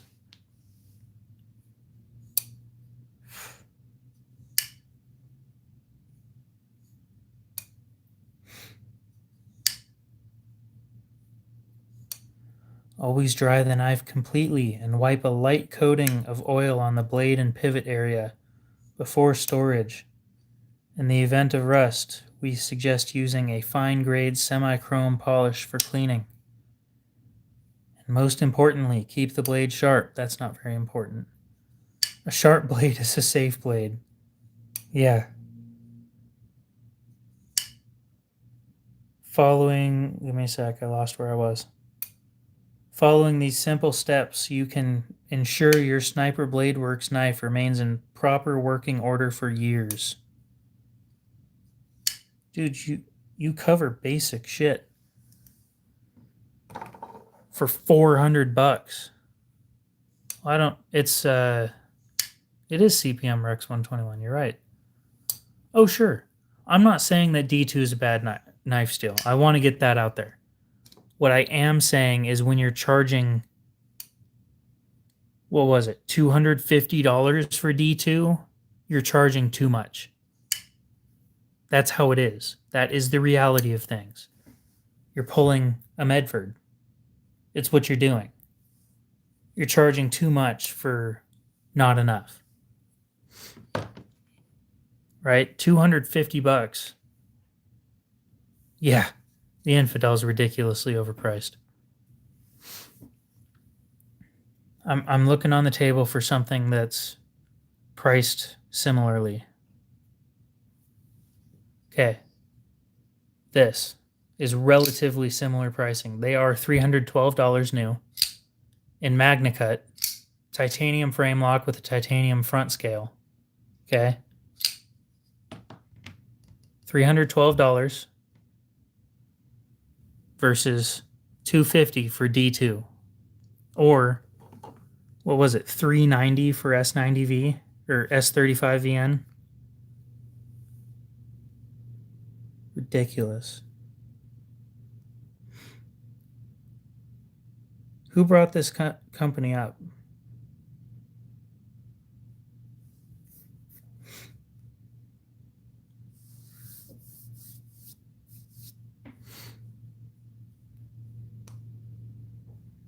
What's my most expensive D2 knife? I don't usually buy D2. To be honest, I tend to stay away from it. It's because I have better stuff. It's not because it's a bad steel, to be completely fair. Whoever brought this company up, I appreciate that. That was it's good to talk about more companies. And somebody needs to call these, holy shit. $540 for, what is this? Come on, tell me what the steel is, baby.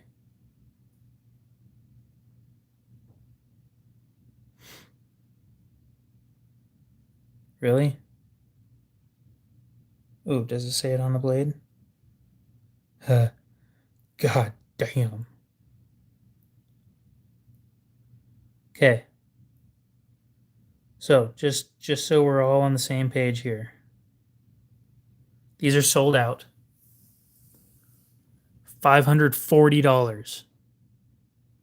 That's more than the cost of this, or no, more than the cost of this with tax in my state. Okay? This is 500 plus tax is 530. $540 for, drum roll please, S35VN.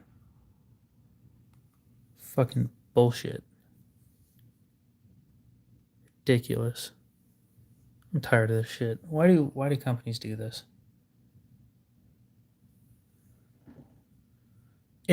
That's a Medford. That's pulling a Medford right there. Oh, fixed blades aren't my thing. I like folders because they fit in my pocket better. Let's keep looking. Let's look at some of their other stuff. $700 for a chopper. $975. God damn.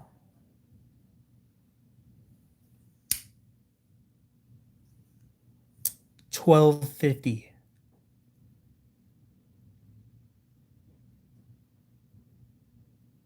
Holy shit.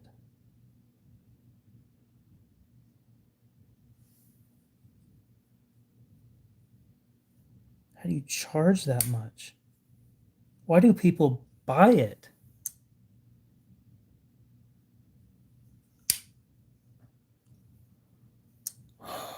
Yeah, if it was OS 10, that I would have started laughing so hard. I would have been so fucking loud. Okay. I'm going to show you their most expensive model.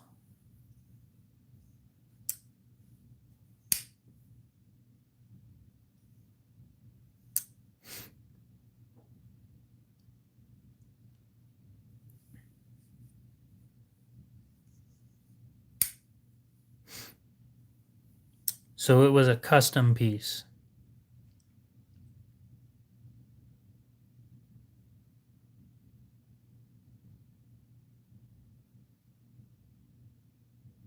I don't even know what steel it is. $1,250.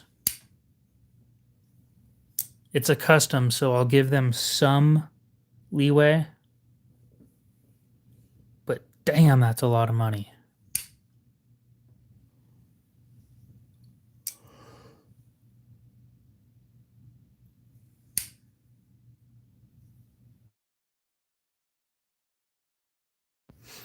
I wouldn't.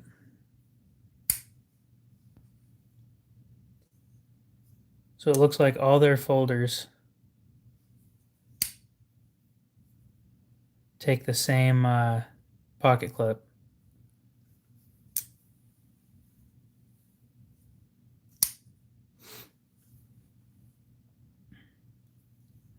You know who else uses 420HC?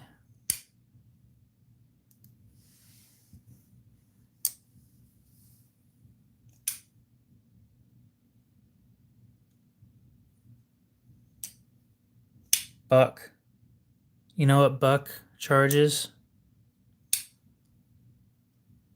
for a knife made in Idaho? I'm specifically pointing out their budget line because Buck has an amazing budget line.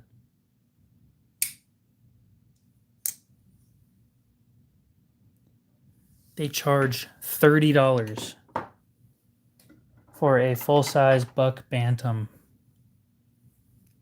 They're made in northern Idaho.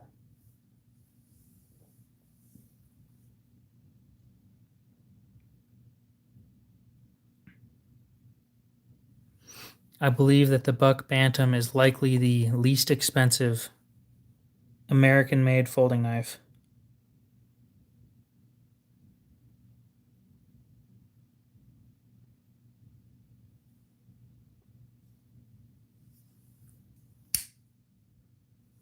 Yeah. They don't suck at heat treating. Don't get me wrong, they're not the best, but they don't suck at it.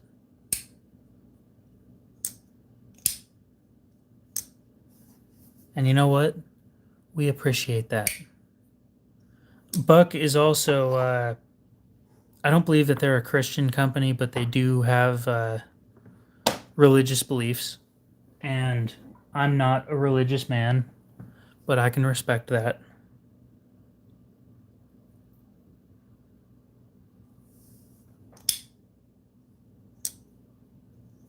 Well, how much was that?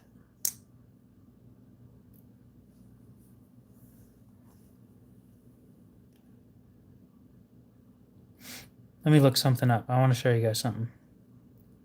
Buck Bantam.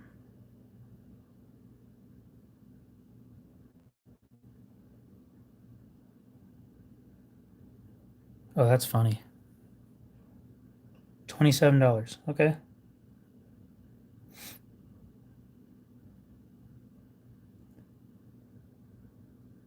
So, the Buck 284 Bantam, which is the small one, brand new, will cost you a whopping. So here's what it looks like. It's a lockback. It's basic. It'll cost you a whopping $25 plus shipping. Okay? The blade is 2 3/4 inches. It's 1.5 ounces.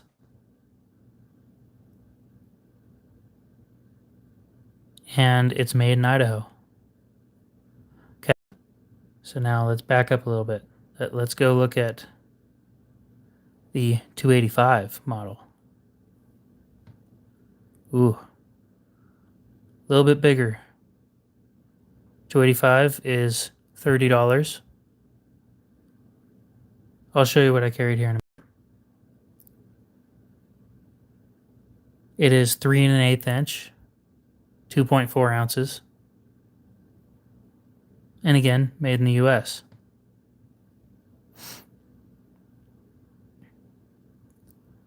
The largest version is right here.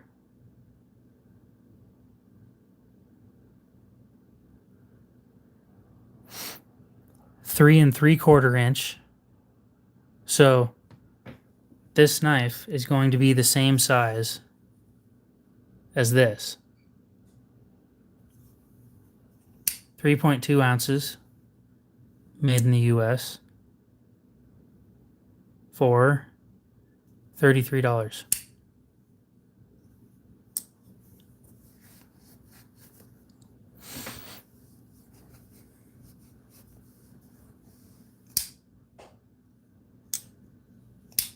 I swear, I always end up pulling a muscle when I'm messing around with this knife. And if it keeps happening, I'm going to have to get rid of it.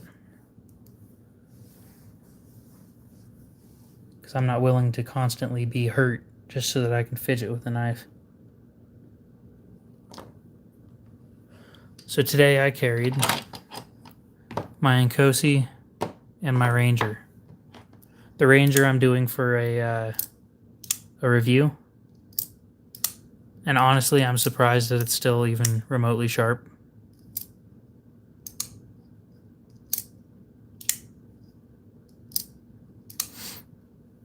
I filled up half of a recycle bin.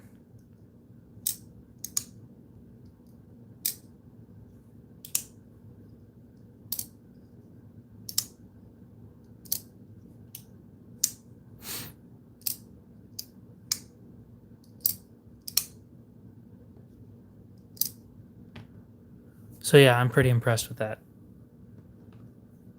And then I always try and carry a Chris Reeve with me, because if shit goes sideways, at least I have something to trade if needed, and something that won't break on me, no matter what my other knife is. This one needs sharpened. It's not.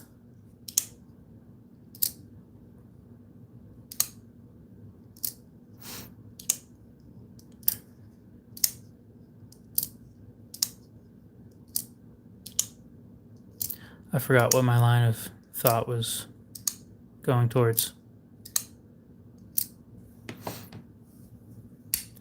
Cody, what were you interested in earlier? Oh, it was this one, right?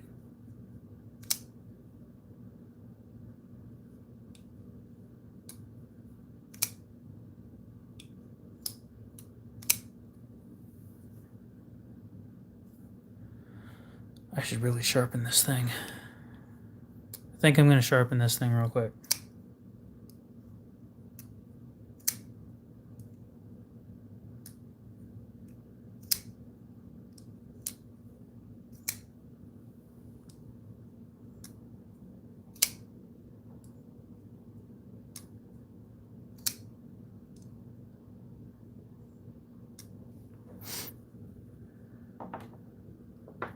This one's up for sale too. I doubt I'm going to find a buyer for it, but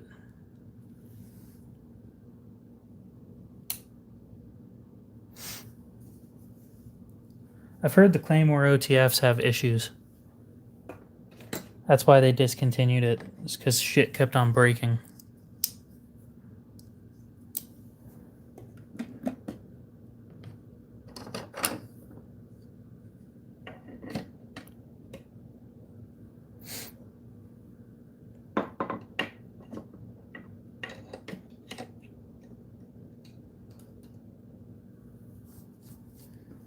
I think something kept breaking to the point where the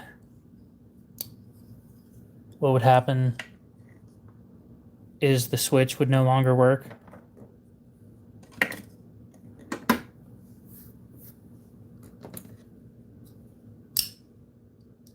On the OTFs.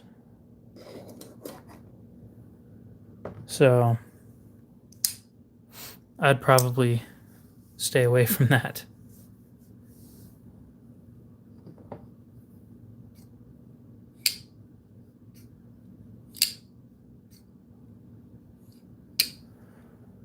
I use any knife that's in my pocket for breaking down boxes because I don't give a shit.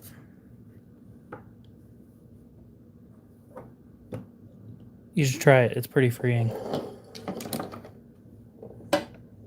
Makes you feel good.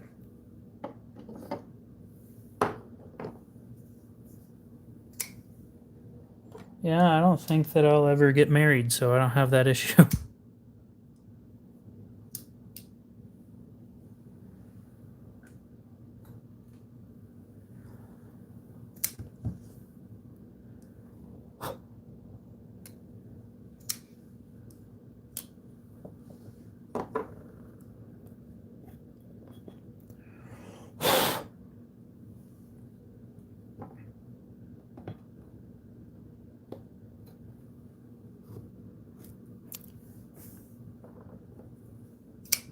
Knife swap on Reddit.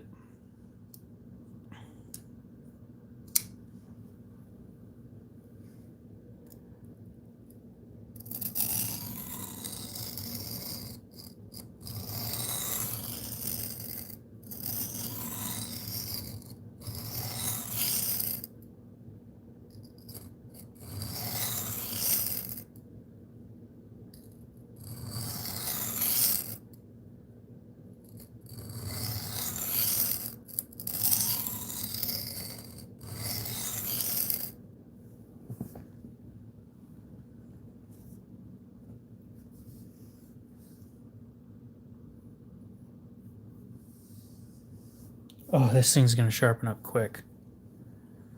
Oh yeah, you could buy from me, but I don't trade.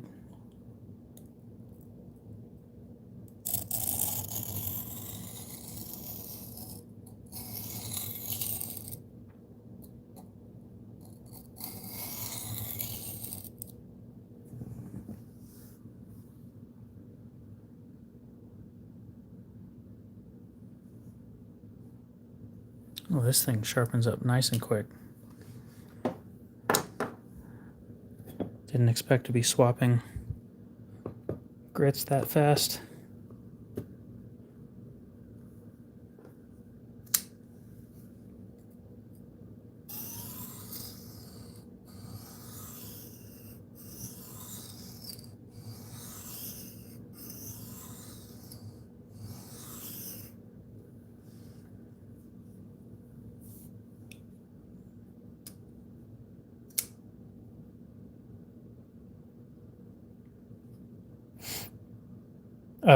Because sharpening isn't hard to do and keeping up with practice is a good thing.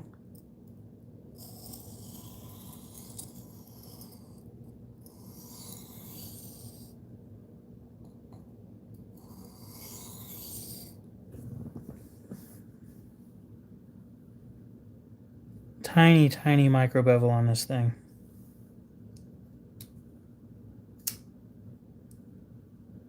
No, I just don't enjoy trading. I don't enjoy the process of it.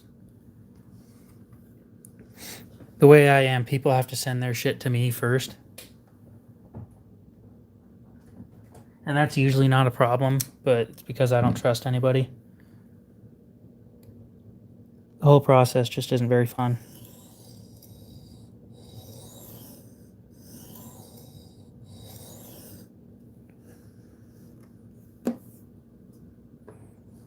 Oh yeah, I've got a pry bar.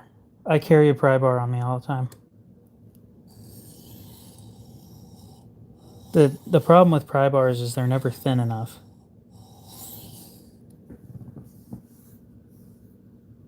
Don't get me wrong, I still don't use a knife to pry, but the pry bars are never thin enough.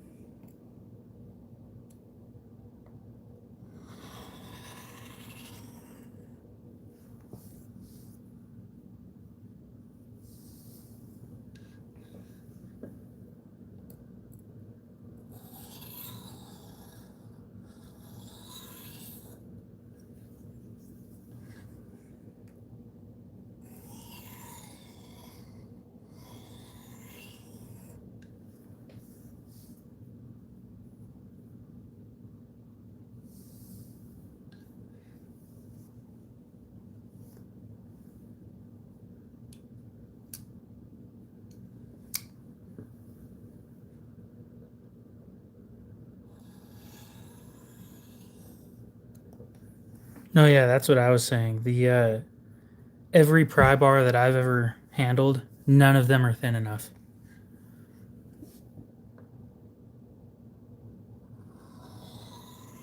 I understand that completely.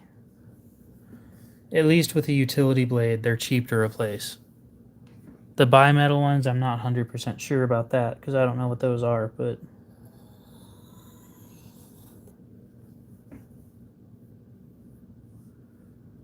okay.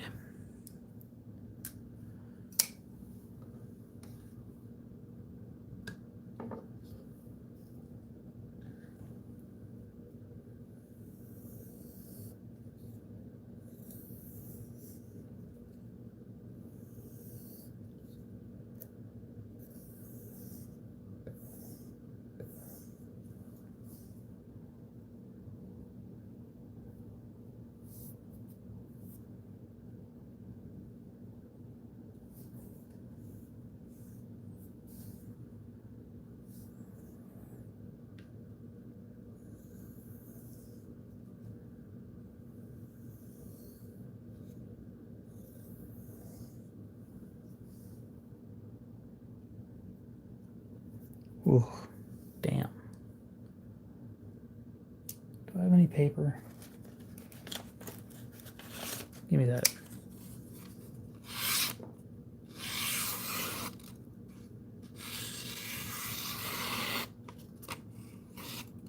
Yeah, it wouldn't have done that before. Will it do this?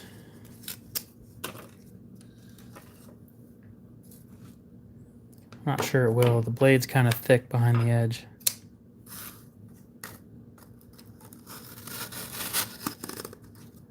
Yeah, it's really thick. It's just trying to squish it.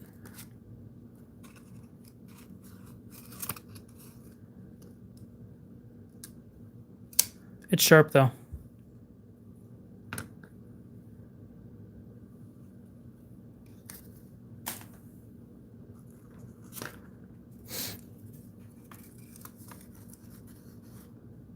What the fuck?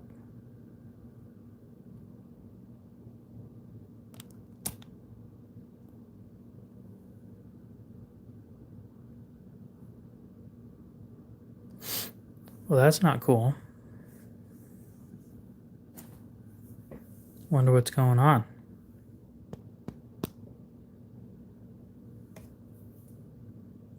Cody, what's up?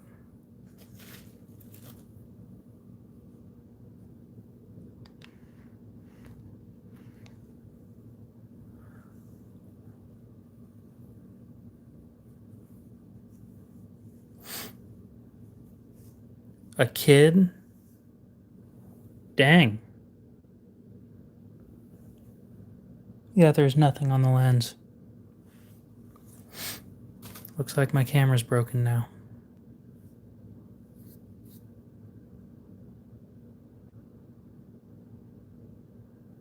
Well, there you go. Now it works. Fucking piece of shit. What's up, Blueberry? How's it going?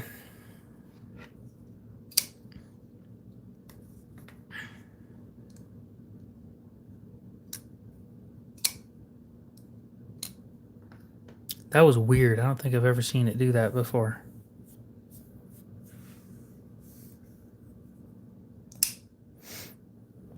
A kid in this economy. Ooh. Come on, gimme. Yeah, that's what I fucking thought. Oh yeah, it went out of focus, but anytime it focused, it kept vibrating. It was weird. I've never seen that happen before. And hopefully I never see it again. Well, yeah, but you were born when the economy didn't suck. Unless you were born in 2008. The economy sucked then. I'm not asking when you were born, just so we're clear. Don't share that information on the internet. Yeah. This one I shredded with this bad boy. Bingo, that's true. This is not a safe space. Just so we're clear.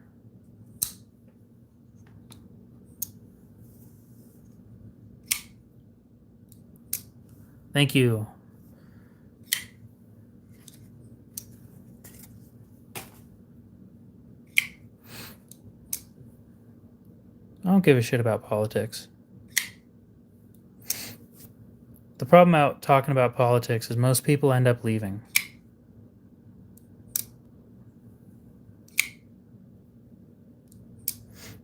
And I'm perfectly happy to have a conversation about it, but because I'm willing to agree to disagree. I have no problems with disagreeing with people.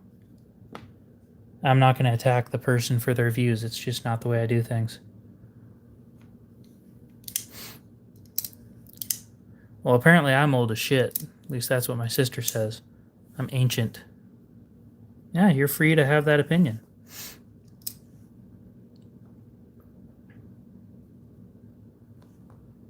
Just preferably don't spam that, because I don't need you taking over the whole conversation with that. Who else came out with some stupid shit lately? Is there any companies that have, other than Benchmade? We all know Benchmade always comes out with some stupid shit. You know what? I won't completely disagree with that.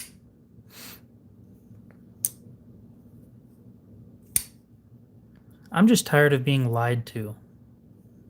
You know, is that too much to ask, that you don't lie in your campaign? KC3, we'll see you later. You have a good one. Ooh, I poked myself. Oh, I'm not bleeding. Okay.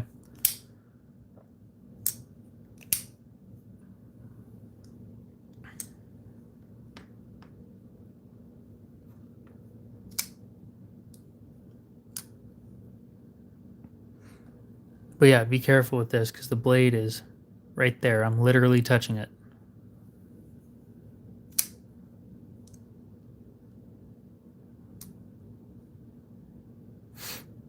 Oh yeah, that was like earlier this month.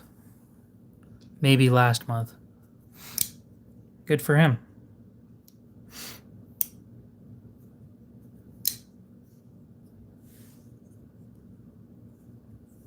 It's impressive. I don't think that the vast majority of people understand just how much work it takes to get that much money, or to be valued at that much money, just so we're clear. Because most of that is in unrealized gains.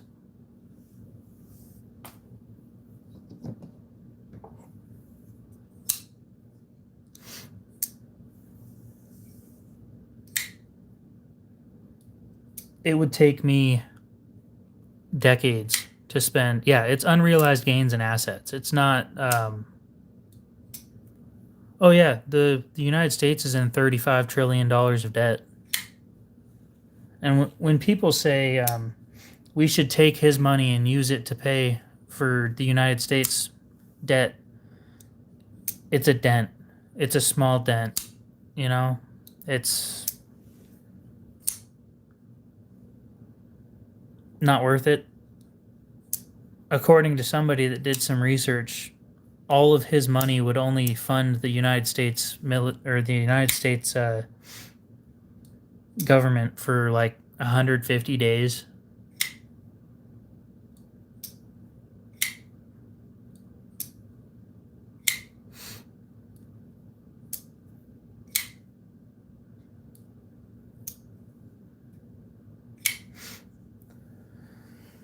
Well, for the United States to have that much debt, there has to have been at least a fraction of that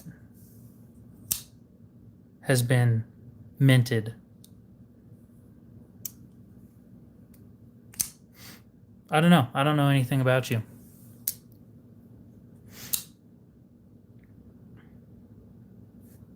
Can you be impartial? That would be my main question. To be a decent FBI agent, in my opinion, you have to be able to be impartial. And blessed EDC, that pisses me off too. I miss I wasn't ever part of it, but I missed the gold standard. When everything was based on how much gold the United States had. Ever since we went off that, things went to shit.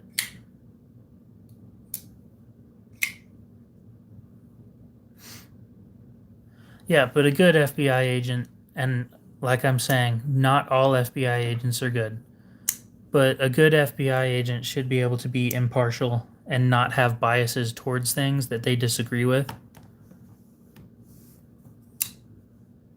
I can personally be unbiased towards somebody who has horrible worldviews, but it's partially because I just don't care. A lot of other people's opinions just don't matter to me. I'll hear them out, and I might disagree with them, but it's not worth holding on to it.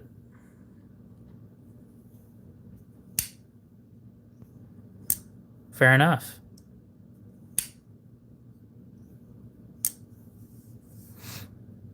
Yeah, the thing about those red and blue notes is they're not worth that anymore because they're not backed by anything anymore. The carbon fiber one's a Quaken.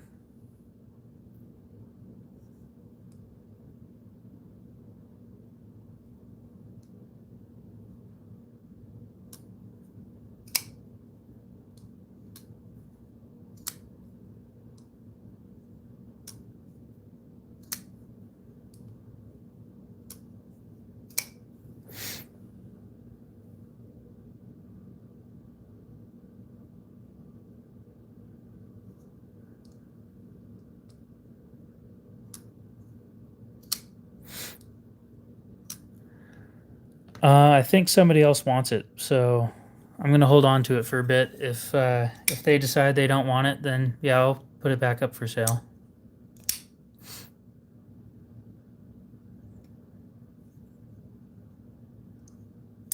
There is a conversation that I would like to have about that. The problem is the vast majority of the people in here are going to leave when I do start talking about it, and I would prefer to keep as many people in here as possible for the time being. It's an important conversation that I think people need to hear, but I'm not here to make people mad.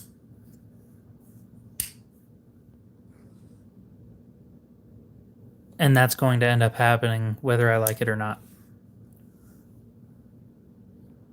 Tomorrow I'm excited though. I am getting my first Spartan Harsey. I've said it a few times. And yeah, I'm looking forward to that. It's a big deal to me.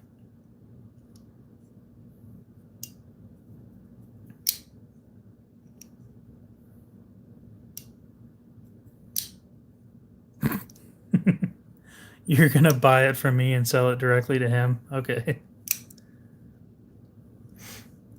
Thing is, Cody, I don't take PayPal, so... No, but I could make a lot of people mad. And that's the thing. Like, I know I have political disagreements with Cody. And I'm fine with that. It's all... The reason why he's a moderator is to keep... kind of to keep me in check, to be honest. Like, we disagree about most things, political-wise, but we agree about a lot of other stuff.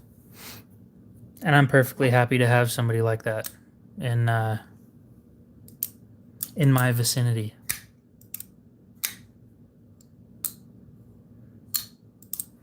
I'm great at making people mad, but I don't usually try to. It's not worth my time. Oh, God. Why can't I just pop my back the way I want to?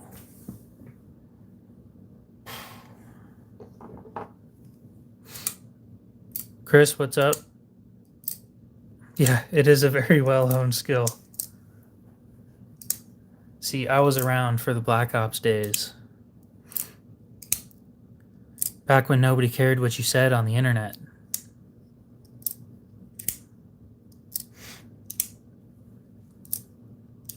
God, you'd make kids cry nowadays with the stuff that we used to say.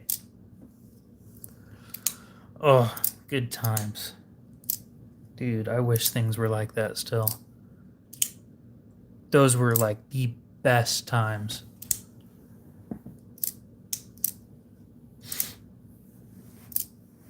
Yeah, I don't understand that. Like, why can't you just disagree with somebody and leave it at that?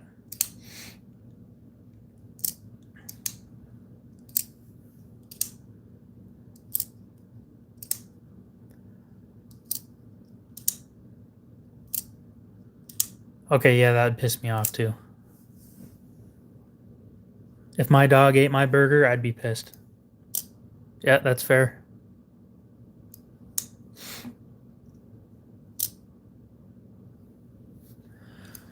It's an interesting concept because back not even 15 years ago, you could have a disagreement with somebody about like the wildest things and still be friends afterwards.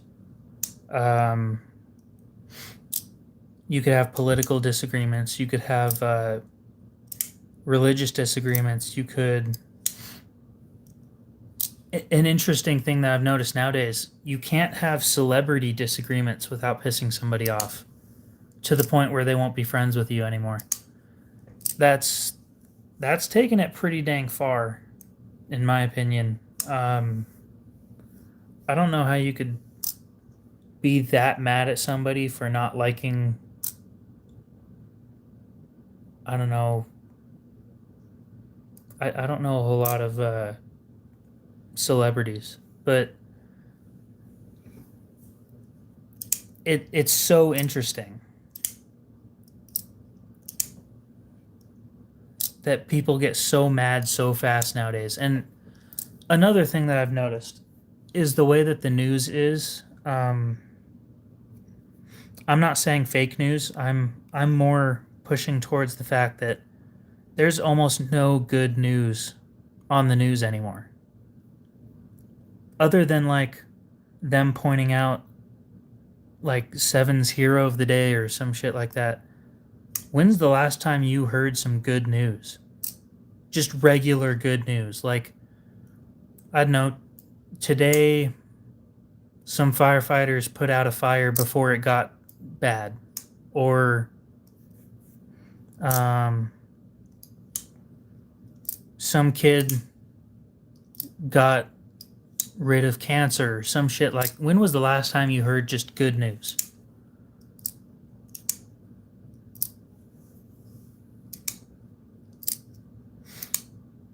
And the reason why you don't hear good news anymore is because they bring you the most dramatic things that are happening to keep you watching as long as possible. You know? So they don't want to tell you the good things that are happening because they're not dramatic enough. And then people go watch something else and then they lose revenue.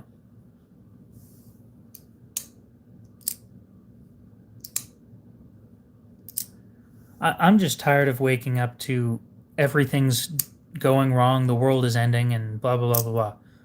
You know what I want to hear about? It's an interesting concept. I want to hear about somebody that just finished their project car, or an old airplane that was just finished being restored, or something like that. I don't want any dramatic shit anymore. I want small stories that are normal.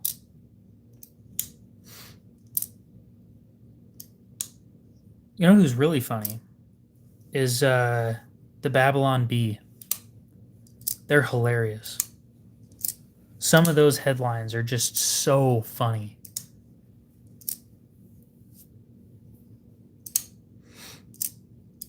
No, that's stupid too. How come Twitter? Yeah, a cloud drifted in this direction. That's kind of just how the world works, to be honest. And we could talk about that.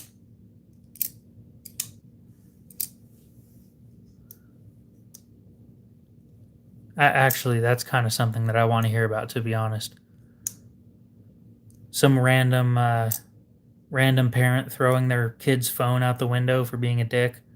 That's the kind of stuff that I want to hear about.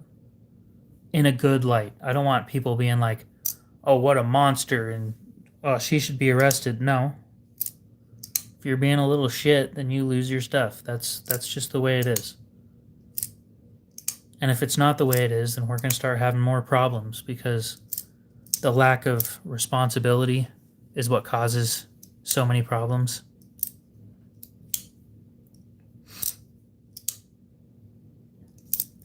But Cody, my question, did you earn that? Because a lot of the shit that I had happening to me, I earned it. If my dad shot my iPod Shuffle, I would have earned it. There was a good reason for it.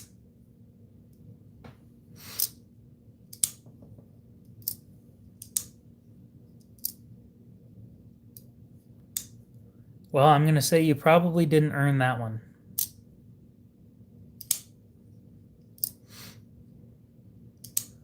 No, I'll agree with that. Selling it instead of destroying it. The thing is, well, that's what I had. I had an iPod Shuffle. The thing about that is, children don't understand consequences in the moment unless you break something, right? Because when you go years without teaching them properly, and then all of a sudden you decide you want to change your mind, well, now you got to train them in the fact that this doesn't work anymore. And that's going to take something that shocks them. Throwing an iPad down the stairs, grabbing a toy that you're playing with and breaking it, or something like that. It's going to look terrible, but this shows you that they're not playing anymore. Dude, my first MP3 ran off of a AAA battery. I'm not even kidding.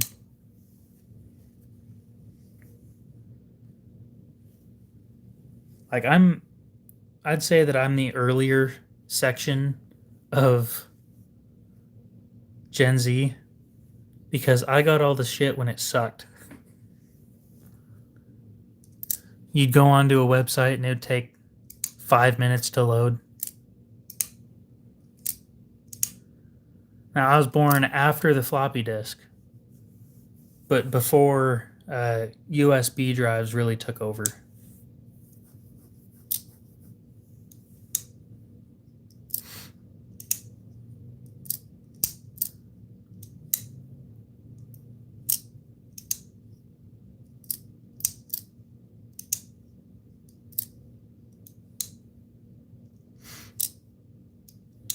See, that's the kind of stuff that I would do, is boxing up your kid's shit and then saying it's going to be sold at a yard sale, and then you make them watch it be sold. And then you tell them as it's being sold why it's being sold. Don, we'll see you later. You have a great one.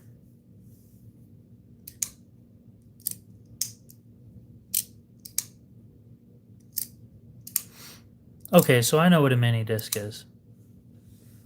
I've never seen one in person, but I know what they look like. They're kind of like the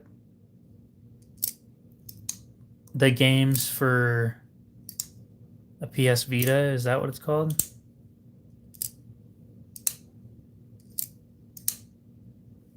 The little mobile PlayStation thing that nobody remembers exists.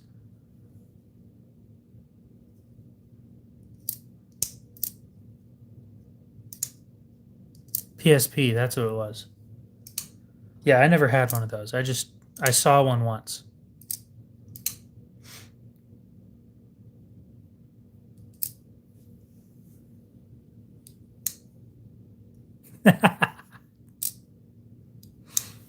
See, now that's a funny way of doing shit. And I think the reason why that doesn't happen. Did you guys see that kid that had to throw his PS5 on the ground? Let's talk about that, because I think that was the right thing to do. Selling it doesn't cover what happened. So this lady has a kitten, right? And her son picks up the kitten and throws it on the ground over and over and over again until it can't walk. Okay? So what she did was she had him bring his PS5 outside, pick it up, and throw it on the ground. That is not a moment where I would say selling the PS5 would have worked, because making the kid hurt the thing that they enjoy most is what cemented in their mind that harming animals wasn't all right. And I can't guarantee it, but I'm pretty damn sure that he won't hurt an animal again. Because there's consequences now. It's not a... I'm almost willing to bet that there was gentle parenting up to that point. But that's the moment where they're going to say there were signs when he becomes a serial killer. That's just how it is. It's children starting like that. And nobody's like, "Oh, I never would have guessed that it would have been them that killed 30 people in over an 80 or a 60-year span. Never would have guessed." Well, this is how it starts.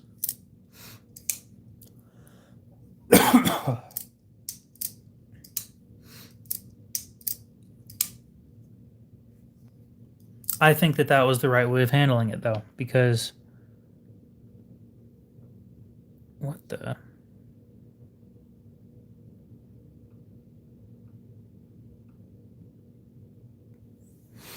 I just do. It was a cleaner way of handling it than I would have. I like my cats a lot. I would have been pissed.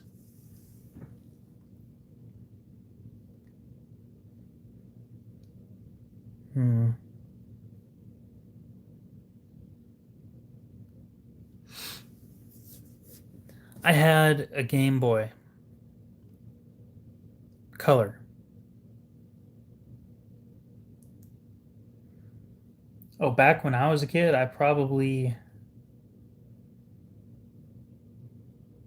wouldn't be able to walk or sit down for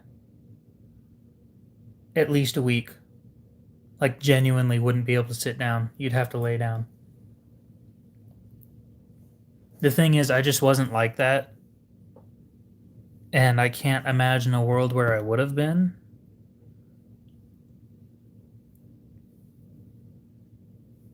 Especially with the way that I look at things now. I don't purposefully try and hurt or kill things. Oh, yeah, no. I didn't have it, like, terrible or anything. A lot of the stuff, I 100% earned the whooping that I got. But it wasn't beatings. It was... Got spanked like 4 times by somebody that's twice my size. It's not going to feel great. I mean...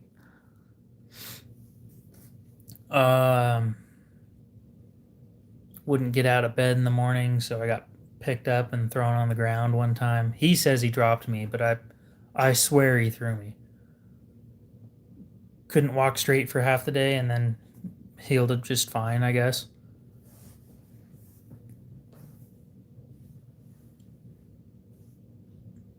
Belts weren't an option. That was, my mom would have divorced him. But, yeah. But don't get me wrong. Most of the whoopings I got, I deserved. There may have been like 2 or 3 that I didn't.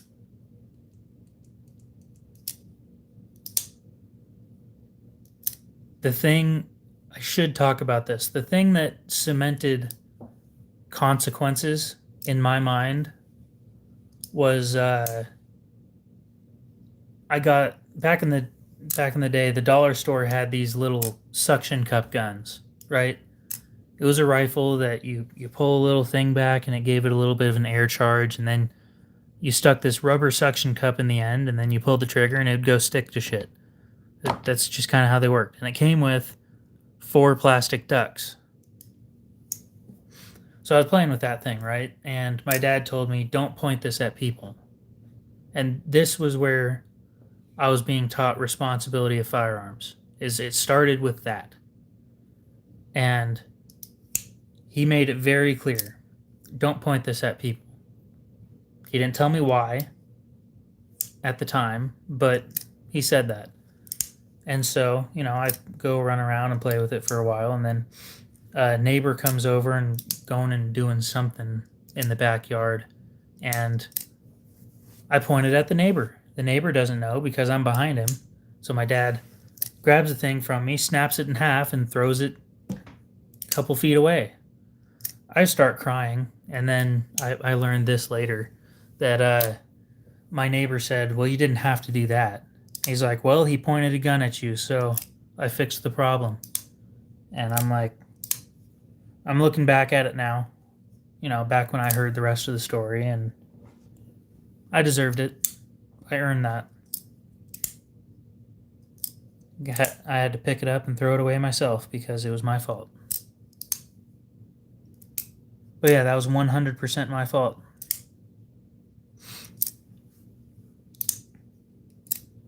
And just about from then on, never pointed a toy gun at anybody until I started doing airsoft. Airsoft's a little different when you're old enough to understand. But yeah.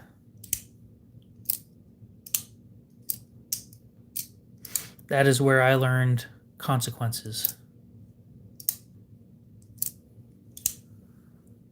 Oh, Mom just posted something.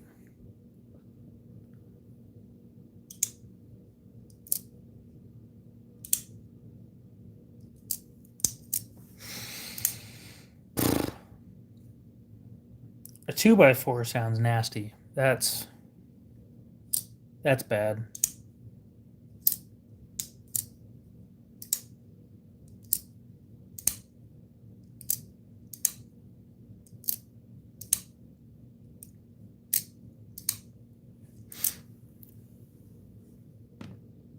Yeah, so that didn't happen to me. It was the breaking of my newest toy that taught me consequences of firearm safety. And I learned later on, and I am the way I am now. But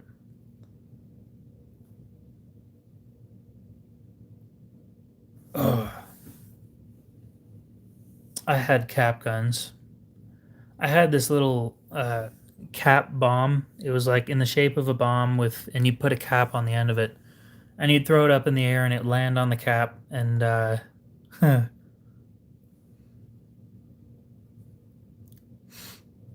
then it would go boom, and it'd scare the shit out of the people around you.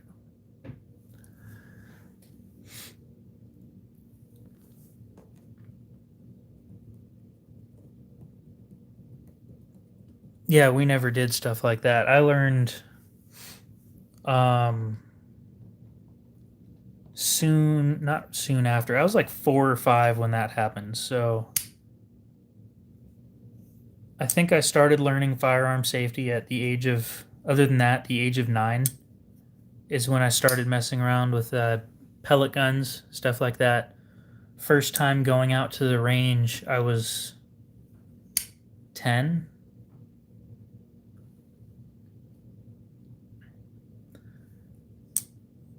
Yes and no. I think there's a point where I agree with you, but there's an age when it needs to start, and I think learning about firearms at the age of 7 or so, 6 or 7, would be ideal. Is where you learn firearm safety, and then learning the consequences of it later on when you're old enough to understand.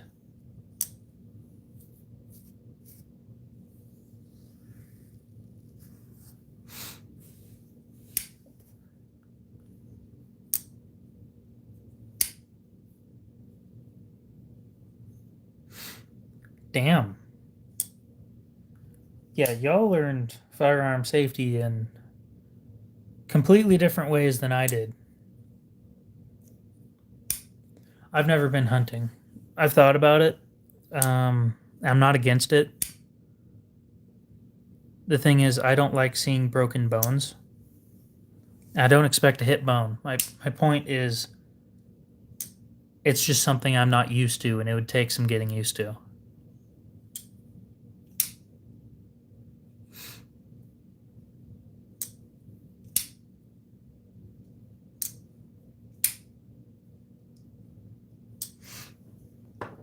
I was also raised in the city, so going out and shooting wasn't really an option most of the time because both my parents worked constantly. So when's that NAFS thing coming out? I did an interview with somebody on the NAFS Facebook group and was told that it would be coming out sometime soon.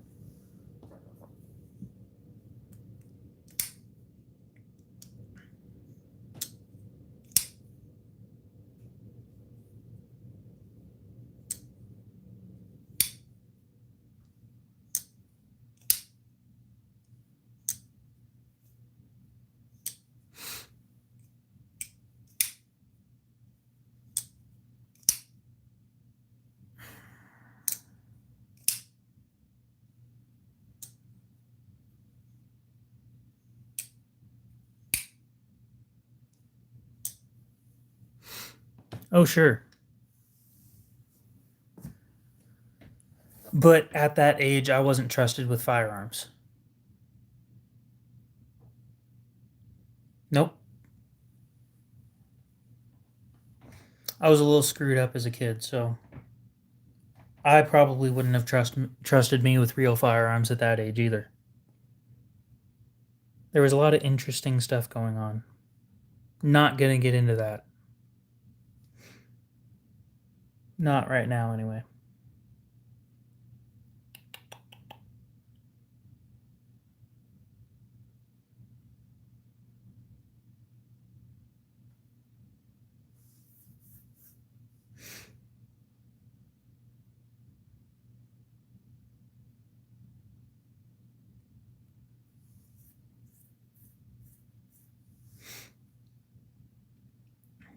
That's unfortunate.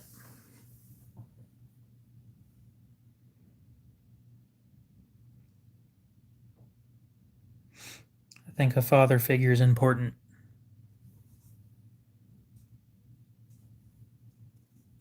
A solid father figure, just so I'm clear on that, because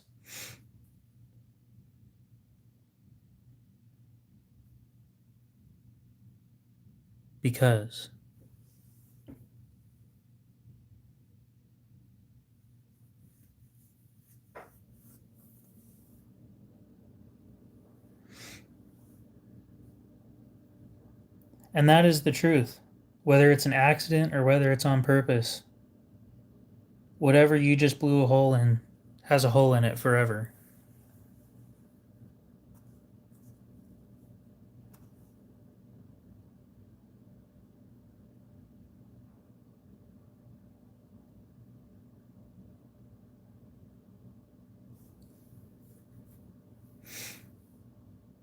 Maybe that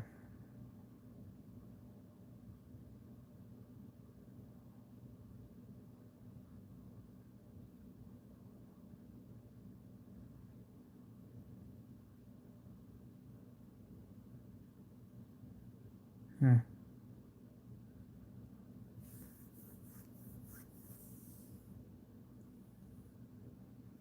If you guys have watched What's his name? Say his name.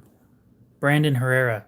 If you guys have watched his videos, the Darwin Awards, that last one that I saw was pretty gnarly.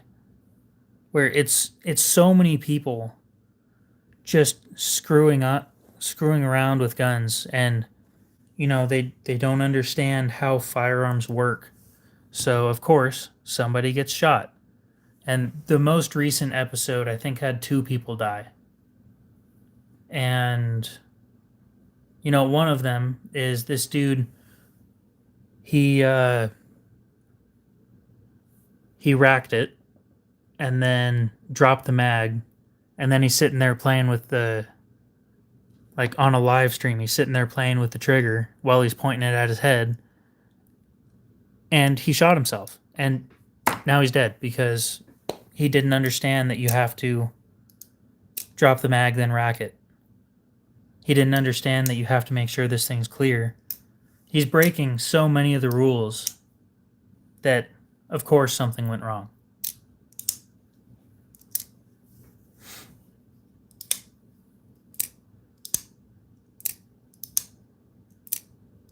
I did not see that video, but that sounds freaking stupid. And people don't understand this. Firearms are intuitive. The understanding of firearms happens as a child. You can understand how or what they can do. And the reason I say this is because there are so many stories. There's one that I have in mind right now where a 3-year-old they're in a Walmart, right? The 3-year-old is in the cart with the mom's purse. The mom has a firearm in the purse. The child grabs the firearm, points it at their own mom, and pulls the trigger. And the mom is now dead because of that. That's ridiculously simple.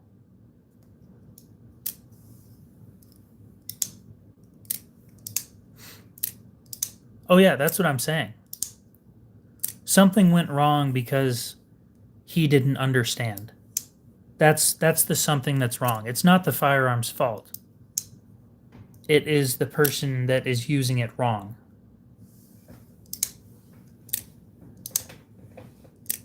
Oh, I don't watch the news. So I stay away from that stuff because, again, everything's always negative. I don't need that. I kind of stopped going on Twitter too because all I got was just shit.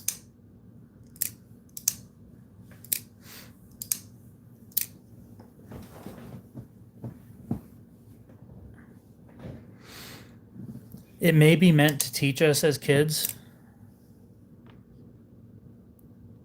It's the responsibility of the parent to be teaching them properly.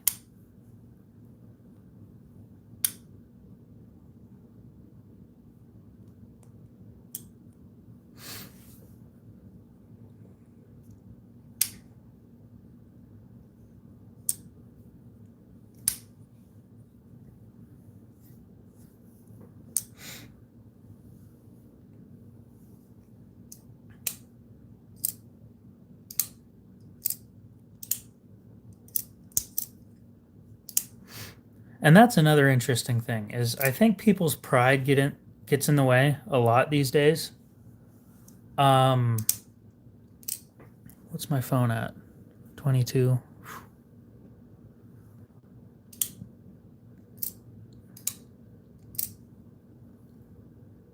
Where was it going? Oh yeah. People's pride gets in the way so much, and instead of asking for help or asking basically just for help to understand something, they choose to try and figure it out themselves, and they end up getting hurt because they chose not to ask for help. And it's simple, but people don't want to be humbled that way.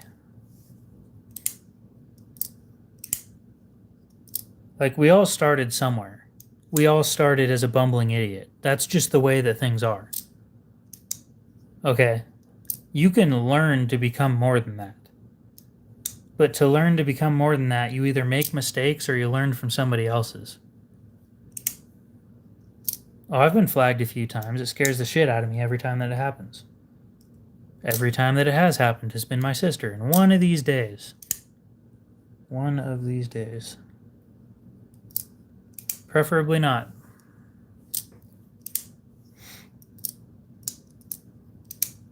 Oh, it was unsafe. Oh, I pulled the magazine out. Oh, blah, blah, blah, blah. Yeah, I don't care.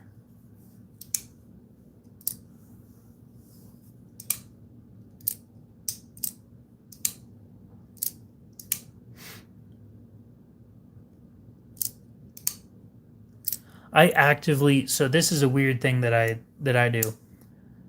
At gun shops and pawn shops, when somebody else is handling a firearm, I actively move away from the barrel. I understand the firearm's empty. I understand,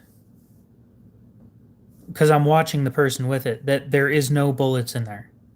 There are no bullets in this firearm. However, I don't want it pointing at me.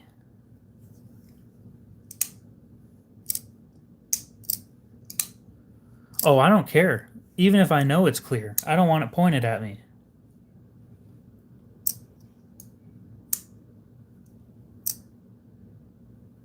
Especially if you work there. I mean, learn some etiquette. Somebody's going to call you out on it. And depending on who it is, you might lose your job for it.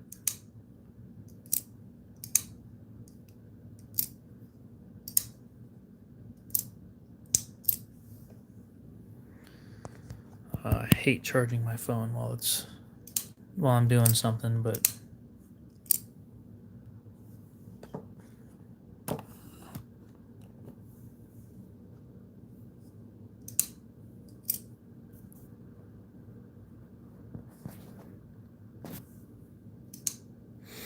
exactly.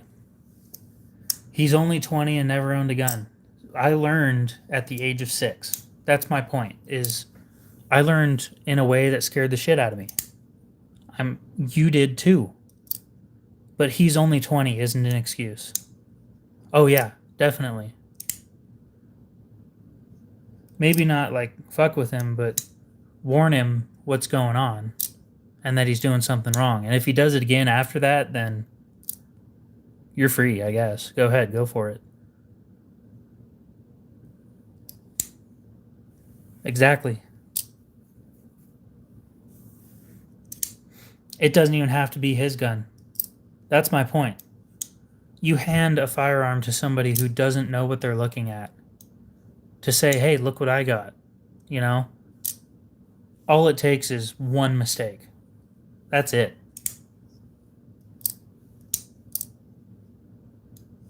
Go for it then.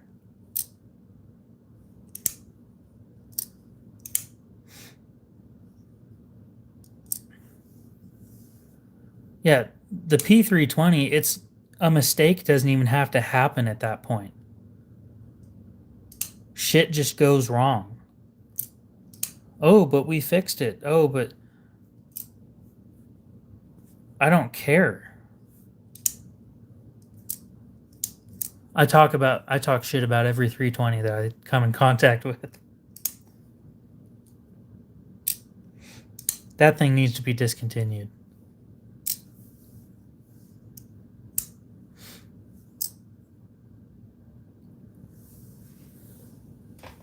Yeah. And they deny it exists so that all these wrongful death lawsuits can't get them. Which is also the reason why they so it's the reason they claim that it's not a problem. God, there was another thing. Wrongful death lawsuits. There's somewhere I was going with that.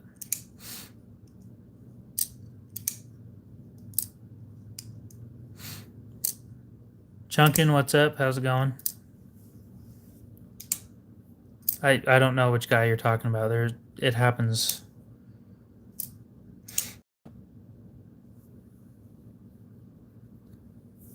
Wait. Oh, okay. I'm doing all right. Just sitting here in a chair that's really fucking hot, fidgeting with a knife, as per usual, and wondering if my next knife project is actually going to work out.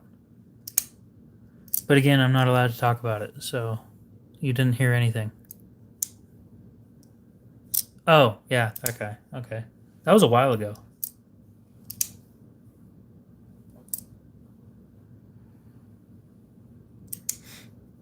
Now, I do want to be clear. That should never have happened. And I want to get my opinion on this out there because it's an interesting concept. You're free to carry. That's the truth. As you're getting arrested, or if you're in contact with police or ICE or anything like that, you should inform the officer that you have a firearm on you. That is your responsibility. After the firearm was taken away, nothing further should have happened beyond that. So there's a mistake in there somewhere. That's the truth right there. Is that he didn't have it when it all went down. So somewhere there's a mistake that's been made and somebody's dead because of it.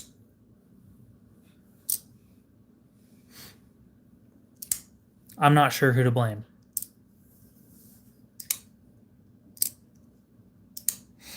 I'm not going to say that it wasn't Alex's fault. I'm not going to say that it wasn't the agent's fault either.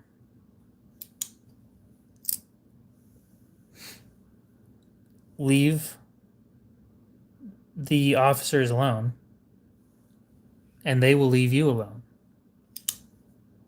That's typically just how it works. Or go up and have a conversation with them. You know, you can talk to them all you want.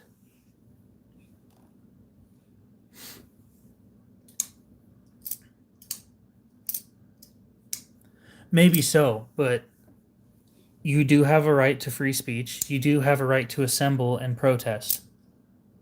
So none of that specifically was illegal.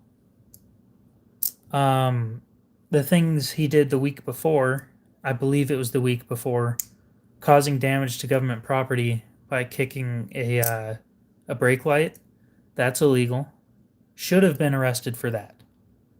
Should have been right there. That probably would have taken care of everything.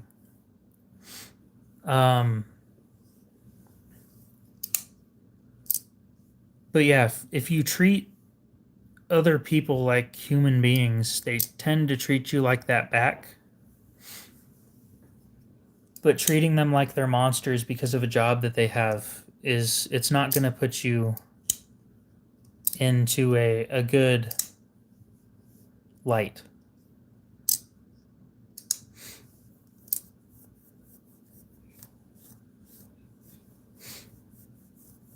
My point, I want to say my point here is he's okay to be there. Right? He's okay to say what he wants to say. However, and this part's my opinion, the moment that you start causing issues and they say that you're under arrest, stop resisting and take care of the rest of it in court. Right? Because all of that could have been taken care of in court.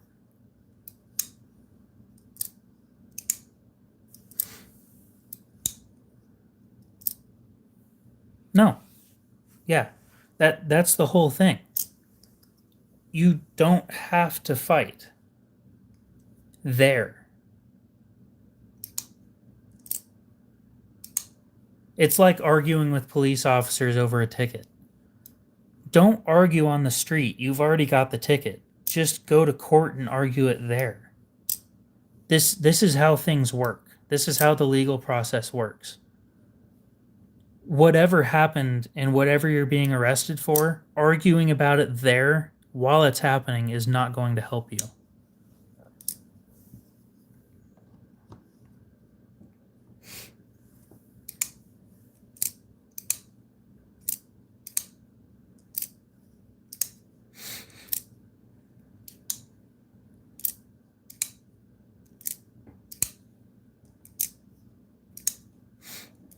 Yep, in my state, that's another thing. In my state, it's concealed, or it's a constitutional carry.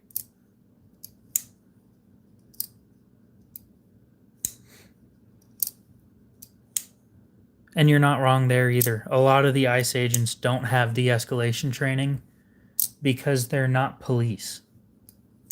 ICE is run differently than police precincts. They have different rules.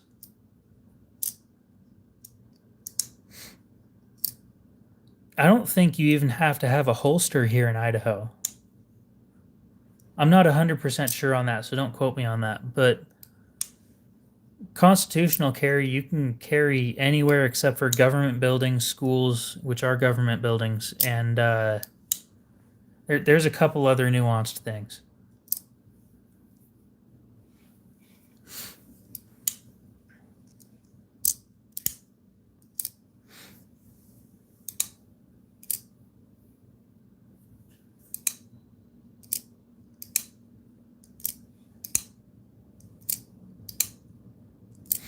Oh, that's interesting.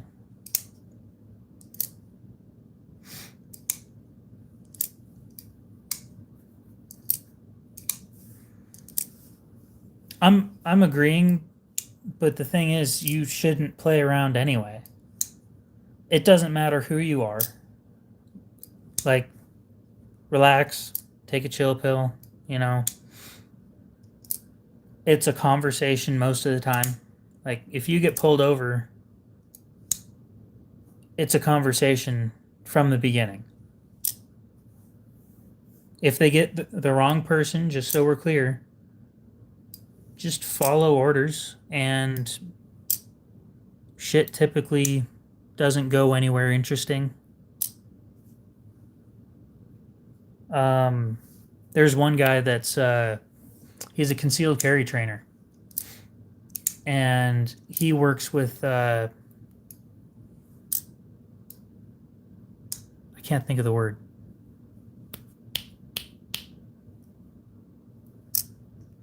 Oh, you just said it. He works with minority children in his area on how they should react around police. And this is general information that everybody should use. Is, let's say you get pulled over, you know, they say, like, license paper, you know, just say okay, and anything that happens, you can fight anything in court. You can't fight shit in court when you're dead. Relax.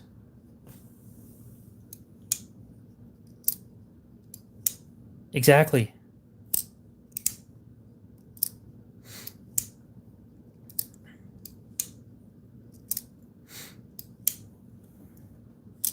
That's exactly what I was saying earlier. You don't have to do anything stupid. You don't have to call them out on anything. Any grievances you have, any problems you have, can be taken care of in court or at the precinct. Go to the local police station and complain. You can sign a complaint form. But again, none of these things can happen if you're dead.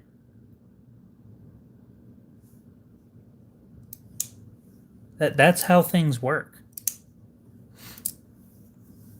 I don't think that things would change much for me if my skin color was any different, because I don't act out when things happen. I'm calm. I'm pretty collected. Exactly. Yeah.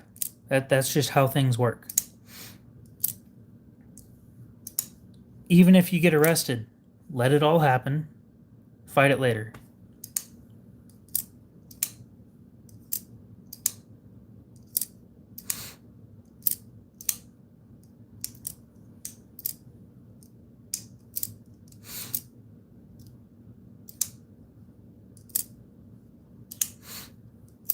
Yeah, sometimes shit like that happens.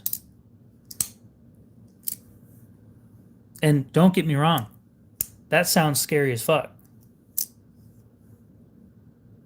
But there's nothing that I'm going to do to cause them to freak out any more than they already are. Right?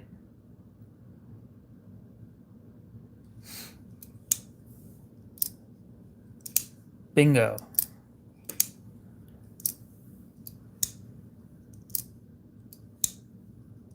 Exactly.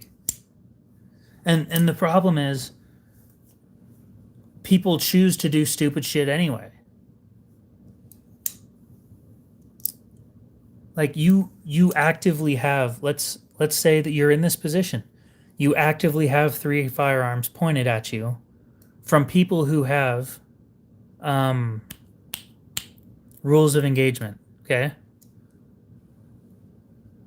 Lay down and put your hands out. And nothing's going to happen beyond that point. You can just talk to them like that. It helps everybody in the situation relax. If you just lay down and relax. That's the truth. It's scary as shit. I 100% understand that. But if you start acting fidgety, then they're going to start acting fidgety. But if you're all relaxed and have a normal conversation with them, nothing's going to happen most of the time. Sometimes there are bad cops, and that's how life is. There's bad people at every job. Yeah, there you go.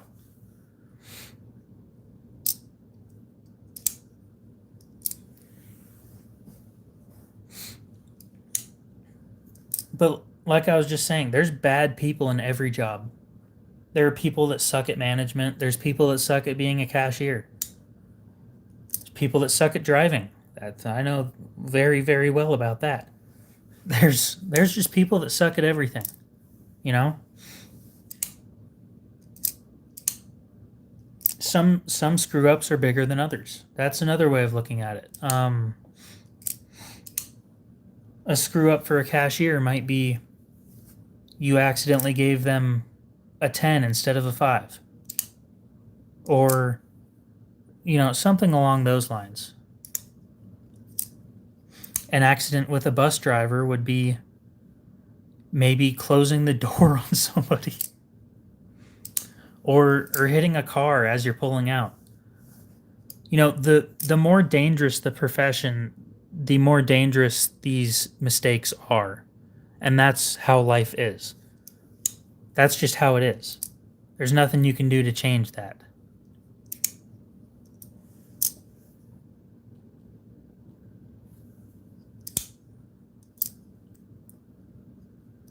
That is something I'm terrified of.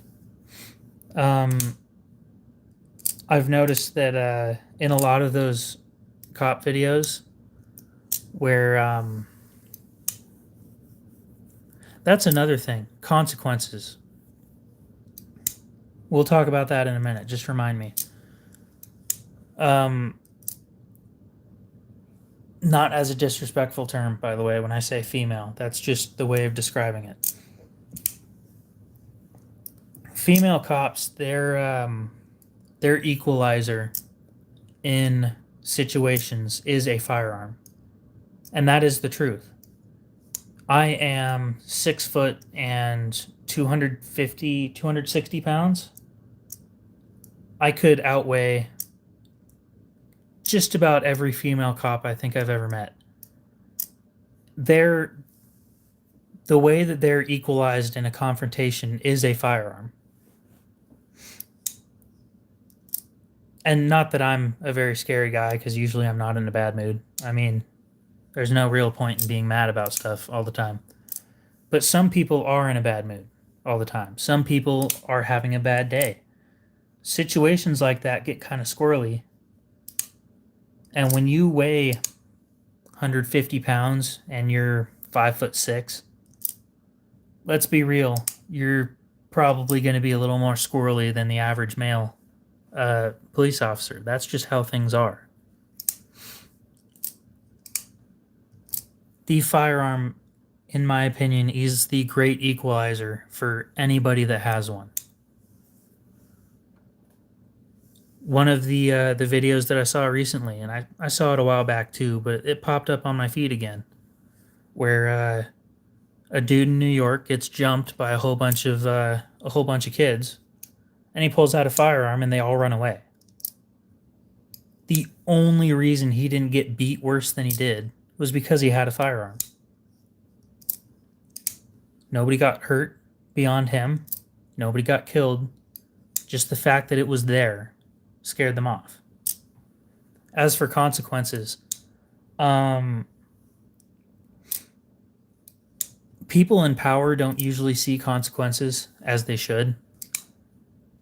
They should see consequences significantly more often, and it sucks when they don't, especially when there's nothing that we can do about it.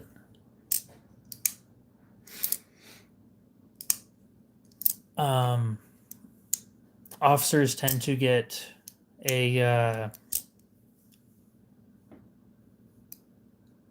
what do you call that? Not a reasonable doubt. There's a, I don't want to say dibs. There's another word for this. Somebody in chat knows what I'm trying to say. Benefit of the doubt. That's what it was. They tend to get the benefit of the doubt. And I think they should be held to a higher standard. Because you are now responsible for you and the people around you. For everybody's safety around you. So, sure, you should be trusted. But you should also be held under more scrutiny. I like the thought of body cams. I do. I don't like the thought of flock cameras. I'll talk about that later. But no, it was benefit of the doubt. It's if it's a he said, she said situation between like an officer versus a random citizen, the officer tends to get the benefit of the doubt, saying they may be more likely to be honest.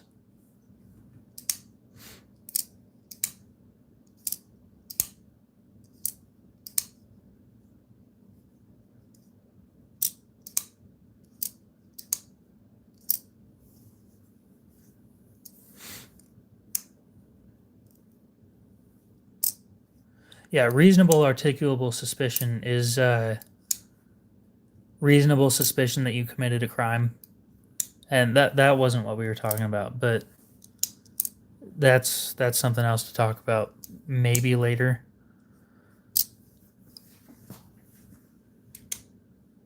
But yeah, they tend to get the benefit of the doubt because they're more trusted by people.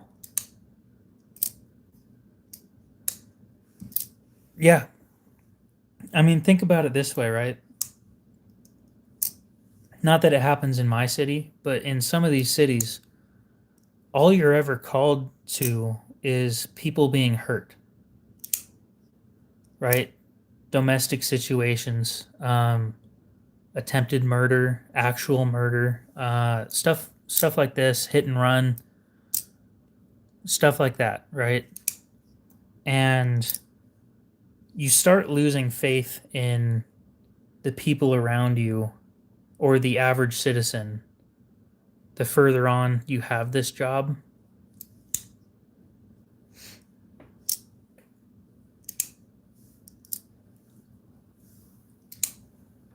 I was going somewhere with that, and the whole train of thought left the station.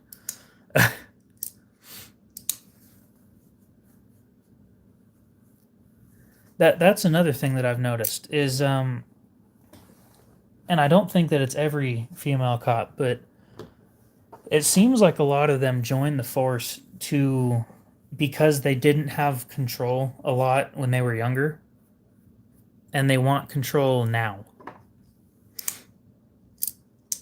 And that's happened in a lot of the videos that I've seen, where they tend to be a lot more reactive than they have to be.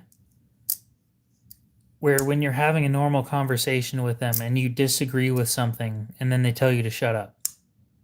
And then you say, no, I have the freedom of speech. And then they start going off on, no, you don't.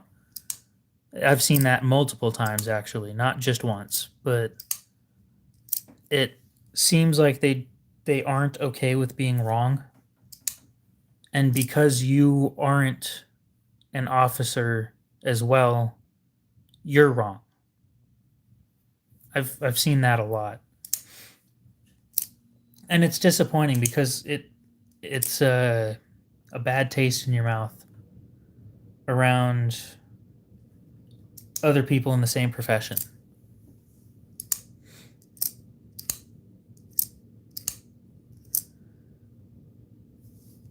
I've had better experiences with sheriffs than I have with cops. I've been pulled over 3 times. All 3 times I'd say I deserved it. But both the times that I was caught speeding, the first time I 100% deserved that. That ticket was fully deserved. I was caught going 75 and a 55. And there was nobody behind me and nobody in front of me for at least a half mile. But they caught me off of a side street and pulled me over. You know, I earned that one. That one was well deserved. My next one was I was on the highway from Nevada to Idaho, I believe. And there is literally nothing on this highway for 40 miles. Nothing. It is a 2-way street, paved, and there's nothing. And the speed limit's 65. I've been at the time I was driving for 12 hours. No, 10 hours. And my cruise control doesn't work. So, you know, by the time you've been driving for 10 hours, your foot's kind of heavy. And I was going 90. In reality, I was going about 95 because my ECU shuts off the fuel to the engine at 100, and if you go any faster than 95, it starts doing weird shit. But I was going 95. The cop going in the other direction was speeding, which is why he only caught me going 75. Right? So he was going 75 and caught me going 95, but he said it was 75, so he lied. I couldn't fight it because I'm not flying down to Nevada to fight a $200 ticket. The flight's going to cost more than that. So I paid for it and left. The third one was a sheriff, and that guy pulled me over. Okay, context. My turn signal doesn't work. My left turn signal doesn't work. And we're trying to track down the problem. It's a wiring problem somewhere, but I don't know where. I just replaced the turn signal and it stopped working again, and I've been being followed by multiple different police cars for the last 30 minutes.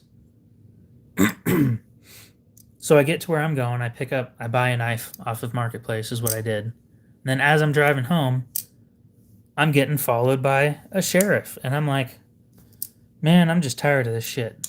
Light turns yellow, I'm like, oh, I'll make it just fine. Light turns red. Just as I'm about to pass through the intersection. And he pulls me over. And he's like, hey, how you doing today? And I'm like, I'm doing all right until just now. He's like, you know when I pulled you over? I said, I have an idea or two. I said, I think I have a clue or something like that. Anyway, he ended up letting me go with a warning, which was great, by the way. Oh, I was so pissed when that happened, but nothing ended up going anywhere, at least. But he was really nice about it. Both the cops that pulled me over were kind of mean about it, even though one of them was speeding too. Oh, there's a lot of good cops out there. I'd say the vast majority of cops are good. The problem is the only ones that you hear about are the ones that do bad things, right? The ones that get attention are the ones that got in trouble, are the ones that did something wrong. It's kind of like how let's talk about this, right? When do you hear about a company that's doing good? Just coasting, doing fine. Nothing going wrong, nothing terrible, you know? When do you hear about them? You hear about them when something goes wrong and they do something horrible and get caught with it, or when they're doing really good. You don't hear about any of the in between shit. It's just those two situations. When was the last time somebody covered Winco? Winco's just they sell groceries, right? I haven't heard about Winco in the news in years. They're doing fine. They're coasting just fine. They're still making money. I haven't heard about them at all because nothing's gone wrong. You keep hearing about Walmart because stupid shit happens all the time. I haven't heard about Target in years, months. I don't know. I haven't heard anything bad about Target.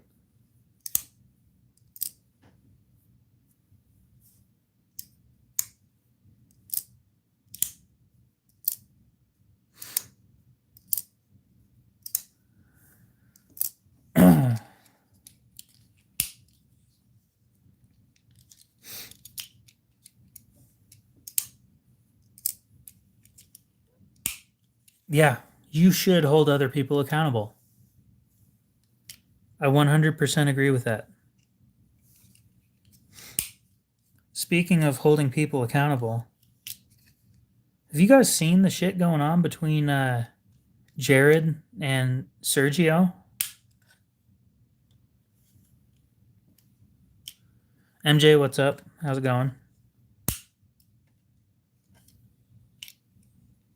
With Kunwu?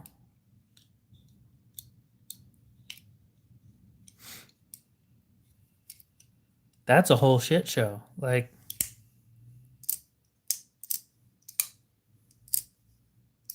Jared is Neve's Knives. And Kunwu is a company.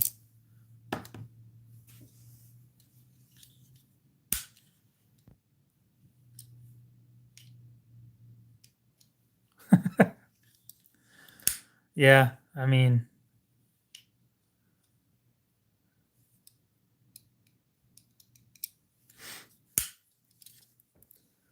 well, it sounds like there was a design flaw. I don't think Jared's wrong on that.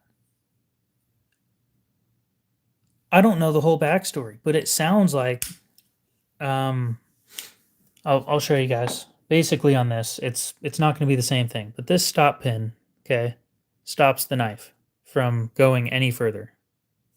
So it won't hit these backspacers and it won't go past if the backspacers weren't there. It stops that section right there. Okay? So on this knife that we're talking about, the stop pin stops right here. Okay? So if you sharpen it, it starts wearing away, and then you get something called detent lash, where the blade starts moving even when I've got a knife with detent lash, but I don't know which one it is. Anyway, it'll start moving until it just shakes, and it's kind of weird. And it's bothersome and blah, blah, blah, blah, blah. Anyway, Jared calls him out for it. Supposedly they were working on something together. I don't know the full backstory. And then he just does this vertical video calling him out on it.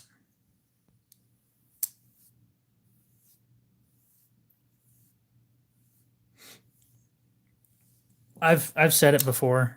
Jared isn't the kind of he doesn't make the content I enjoy watching. And the way I've described it, don't get me wrong, he's good at what he does. Okay, I'm not saying that he sucks at what he does, because he's really good at sharpening. But he has an arrogance about him that isn't the kind of the content that I like watching. He's earned it. Don't get me wrong. It's just not the kind of person I like watching the content of. I don't know how he is in person. That's just how he is in videos, to be fair. I do like Alex. When I was learning how to sharpen, I watched Outdoors 55, who's Alex. I watched him all the time because he's got that teacher mentality. The way that he talks to people, he explains it more, and he's not up in your face about it. And the kind of content that Jared makes is more in your face, and it's just not something I enjoy watching. But this whole thing could have been handled better in so many different ways. But I still don't know the full backstory, and I don't know what happened behind closed doors. And that's the biggest thing. I don't know what happened behind closed doors. Without that information, I can't come up with my own opinion, an educated opinion, and tell you guys much about it. All I know is it wasn't handled very well.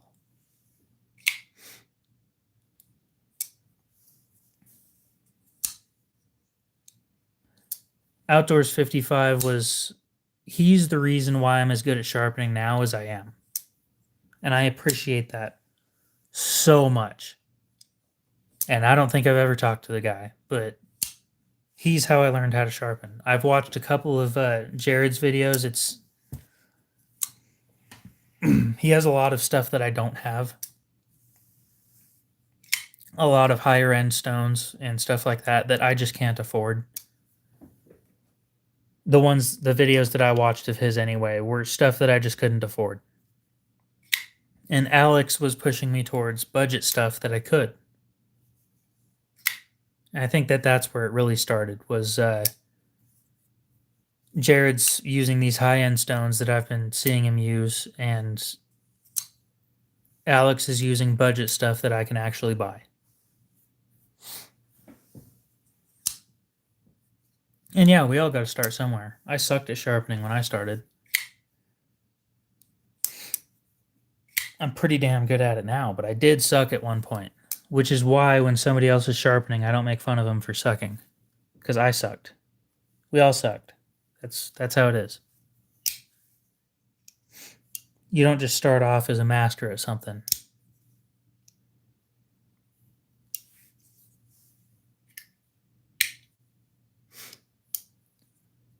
So I don't really give a huge viewpoint unless you ask,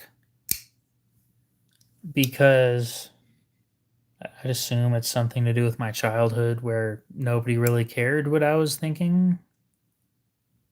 So I just wait for somebody to ask. I've never used a guided system. I genuinely, I know how they work, but I have no clue if I'd be good at it. Yeah, you're not wrong. And thank you, Jake, because I do remember that quote.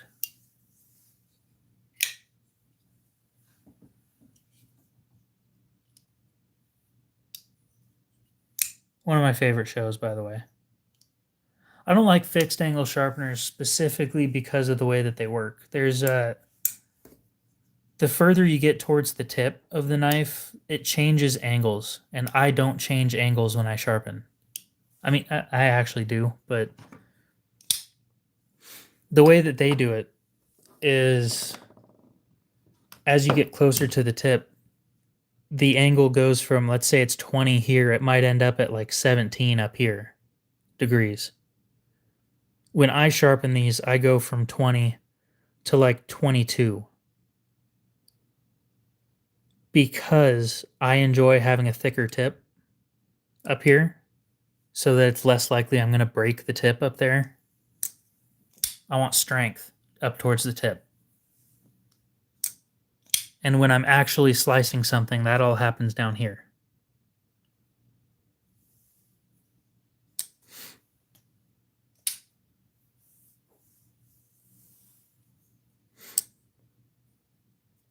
I always go to shaving.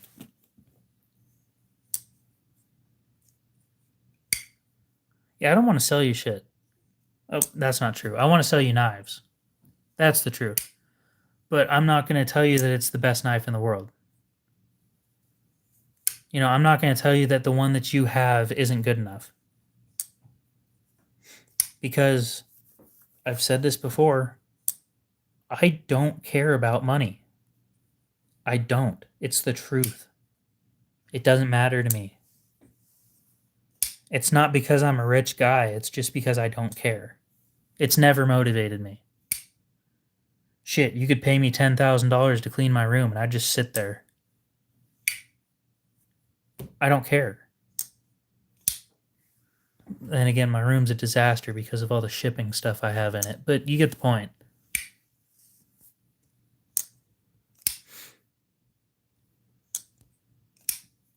And I do think that fixed angle systems have their place. They do. It's just not in my house, if you know what I mean. There isn't a point in me having one. I can appreciate the small stones that they come with, though. Those are pretty nice. That's about the only reason why I'd buy one, is for the stones. I'd probably throw the rest of the system away, to be honest.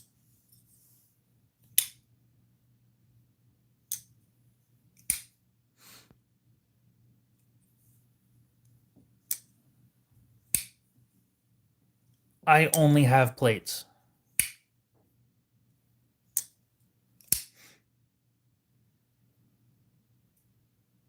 I don't mess with belts, although I wish I would. The thing about belts is I'm scared of ruining a heat treat, and I'm not willing to sacrifice a heat treat to make something happen faster.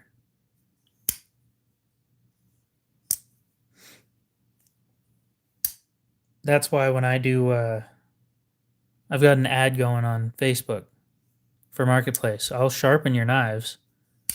Base rate claim is $20. And the reason why I say 20 is because if it's really bad, I want my money's worth. Now, if it's better, if it's decent and it doesn't take very long, it'll probably be like $10. And then every time after that, it's going to be $3. So far, nobody that I've sharpened for has come back because my edges are pretty damn good. I should reach out to a couple of them and check on how stuff's going. I don't like the Rolling Stones. Those, watch Outdoors 55 video on them. The Tumbler one, I know for a fact that one sucks. They used low quality adhesive or low quality. They didn't adhere the diamonds to the plate properly, so they wear out quickly.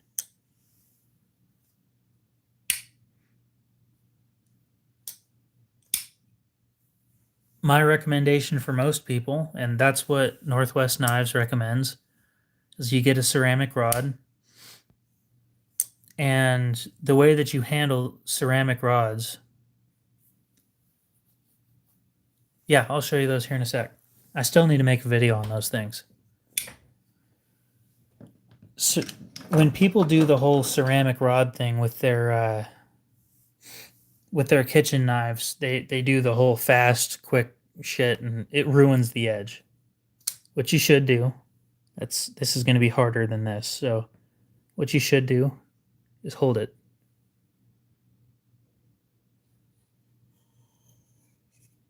Just very, very light.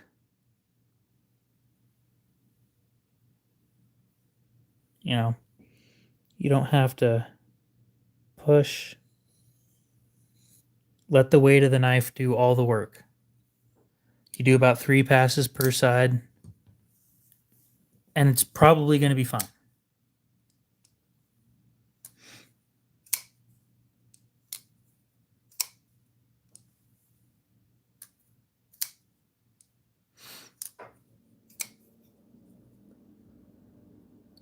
If you're talking about,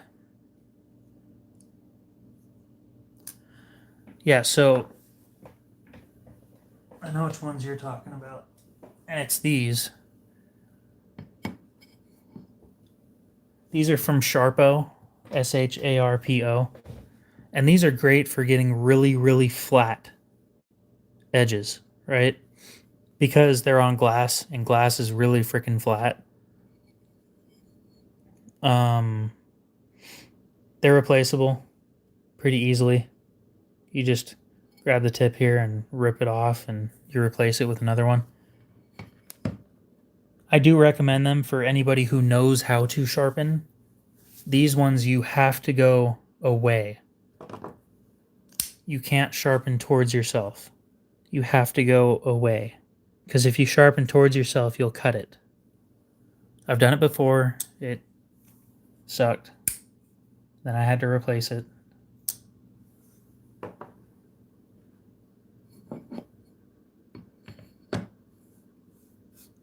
I don't know if they sell replacement kits yet, because last time I checked they didn't, but I haven't checked in a while.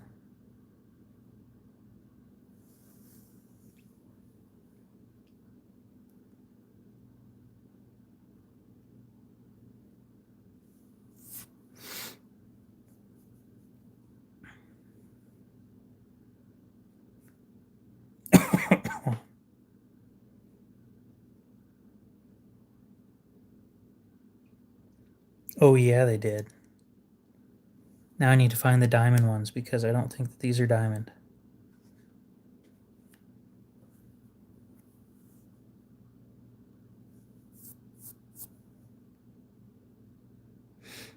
Oh, dude. Yeah, they did. Good on them. I recommended they did this when they sent them to me. I've never had a Sonora, nope. So the diamond film replacement sets are $40. And you get 3 320 grits, 3 500s, 3 1800s, and 3 3000s. My recommendation is finish on 500. It gives you a disgustingly sharp edge. All right, we'll see you later, Chunkin. You have a good one. Oh, wait. There was a knife that you wanted.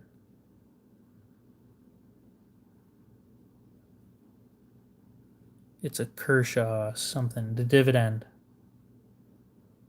If you still want it, hit me up. I only take Cash App, though.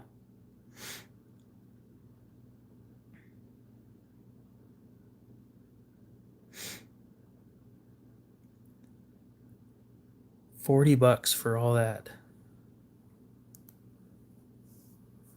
Maybe, but why? Right?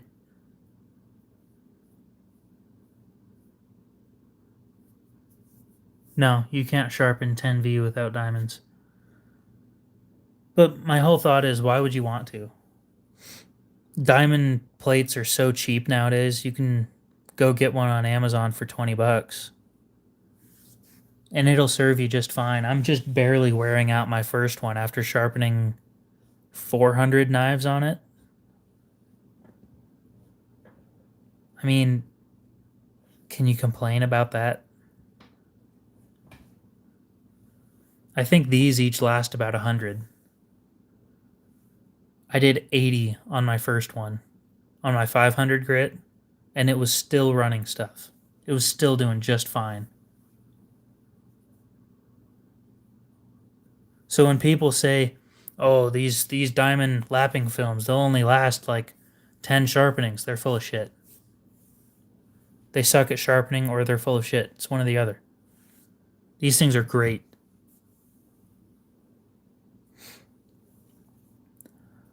I use diamond plates for everything.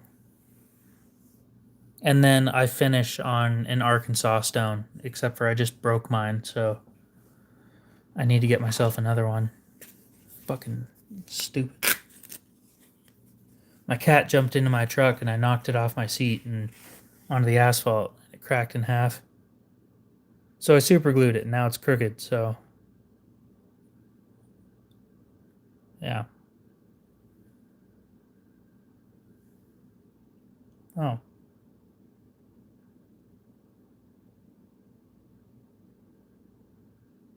I guess it just looks a lot more crooked than it is. But still, any amount of crooked is not straight, and that will ruin your edge. Nah, it just fell in this. I'll just go buy another one. It's a $7 stone. I'm not worried about it. I mean, it sucks that it happened, but now I have... Nah. Like I said, it's a $7 stone. I'm not worried about it. I might go on, like, Blade Binge and buy, like... Yeah, I dropped it in the pouch and it broke. Landed flat on a rock. It doesn't get any better than that. It's like that time when I dropped my iPad and it landed flat on the screen on a rock.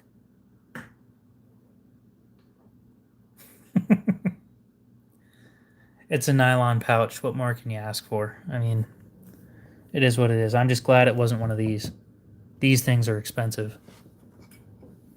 The whole set was $70.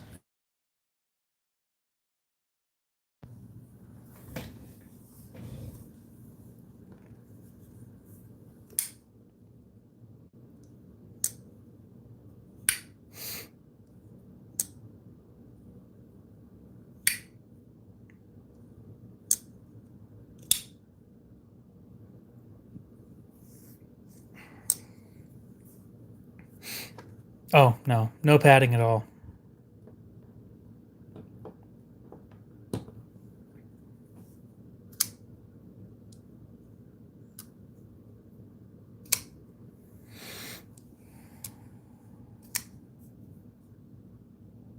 I watched it fall. I tried to catch it, and it just didn't happen.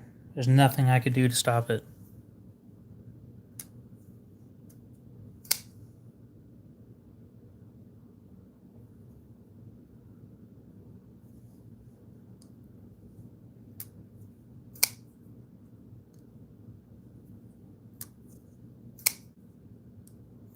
The worst part is, it's hilarious.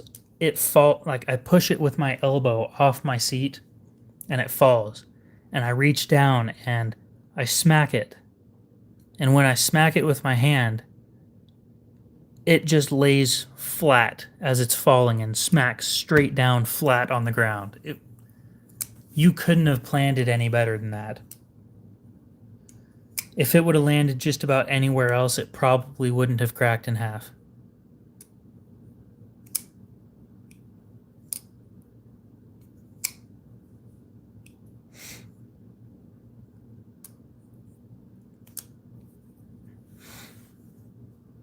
My God, Iron Man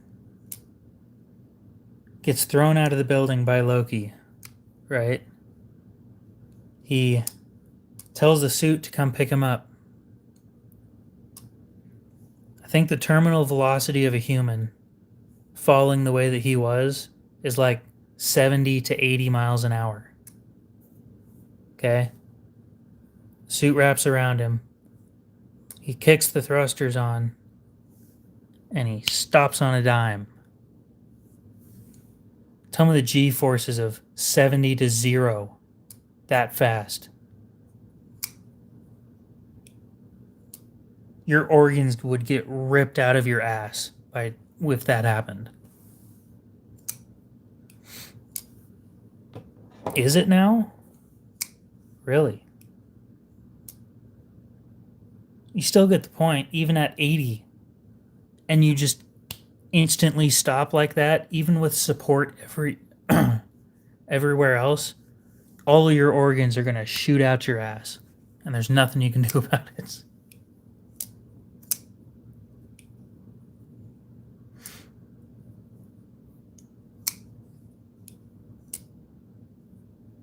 Thought I heard somewhere that if you're falling flat, it's like 65. I know it's way faster than that if you're falling directly down head first, but maybe I'm wrong. I've been wrong before.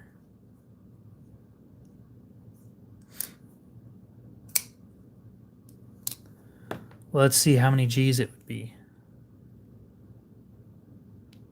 Can I get Firefox on my phone? On this phone? All right, Play Store, tell me.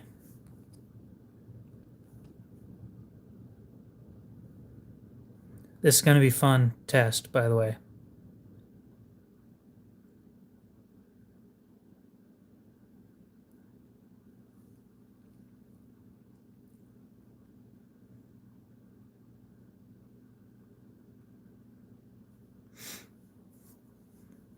So Firefox is this cool little game, or not game, this cool little app. Please, please take up barely any space.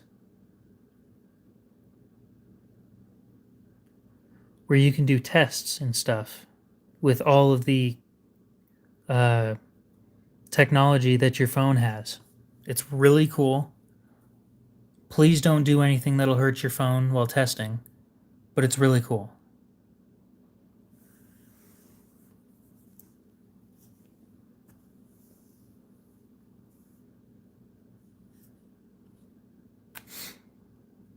Nah, I'm not going to get an SD card. Okay.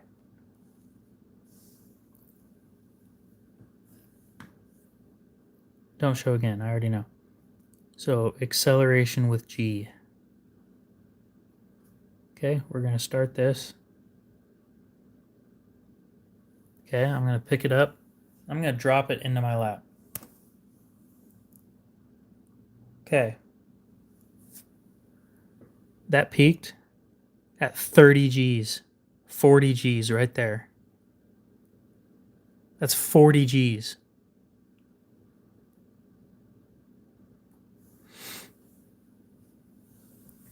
From, what was that, 2 feet?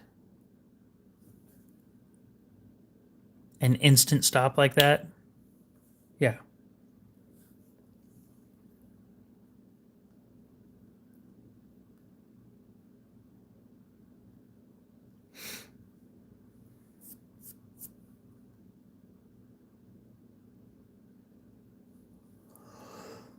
Damn.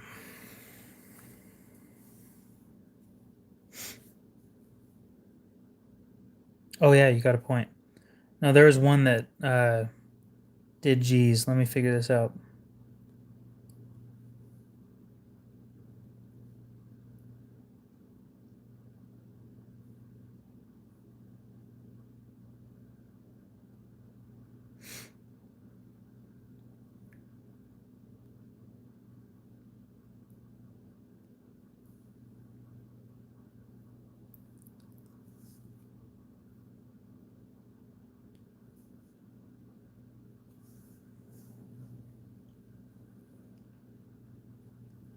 Yeah, there was one on the other phone. Well, my phone is a half-pound brick, so it wouldn't feel very good.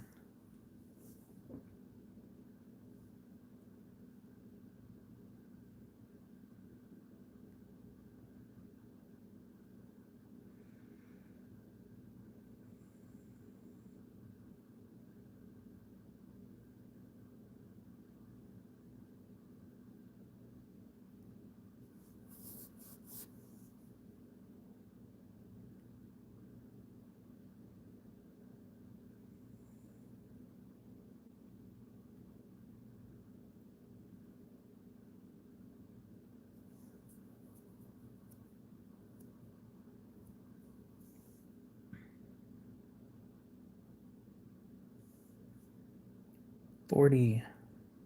Convert. That's 4 Gs. Okay. How many G's do you need to cook?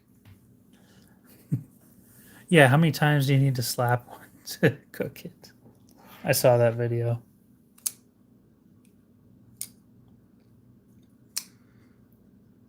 So that was 4 Gs.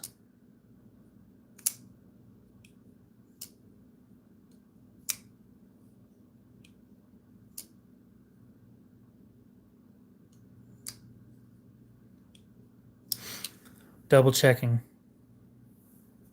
something.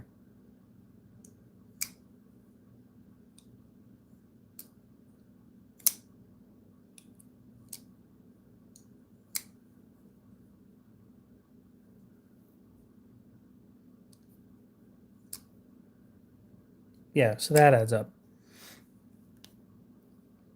We'll go, I want to try this test again.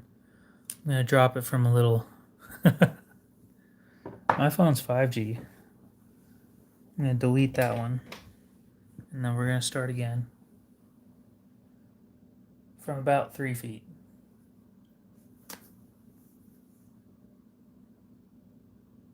Yeah. So it seems like terminal velocity of this thing from 2 to 3 feet is still about the same. And it is 4 Gs. Now imagine you're falling from a skyscraper. Let's say 50, 60 stories up. And you stop instantly or within a quarter of a second or something like that. Yes, you will die. All the blood in your brain is going to get forced downwards. All of your organs are going to be forced downwards.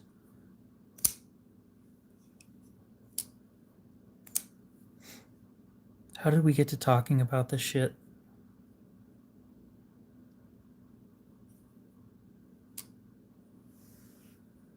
Oh, I know. I'm not sure if you'll reach terminal velocity by the time you've fallen 50 stories is the problem. I don't know how long it takes to reach terminal velocity as a human. Wait, I want to see that scene. Does he fall head first and then... I think he does fall head first. The problem is if I show you guys that video, then I'm going to get a copyright strike. So I am not going to show you guys the video. I did a collaboration called The Yipper with... Yeah, I know.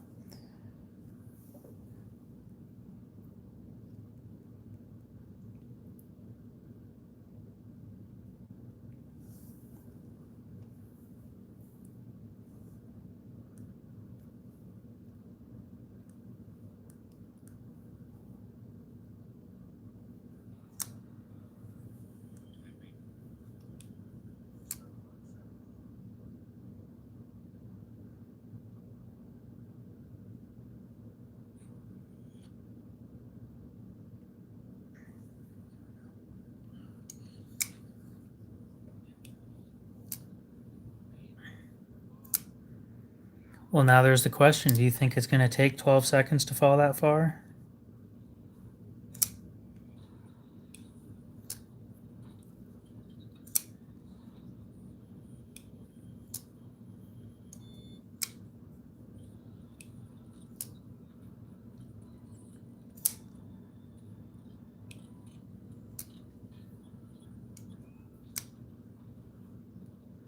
Yeah. 24 seconds. He fell for 24 seconds. And sure, there was a little swoop, but a little swoop of like, let's say 3 feet isn't going to be enough to disperse that much, that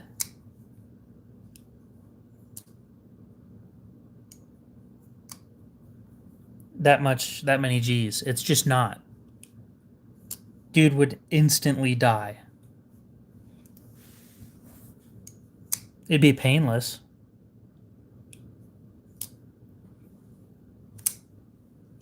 Go watch it yourself. Look up Iron Man gets thrown out window. Just believe me that there's no way you'd survive that. It looks cool.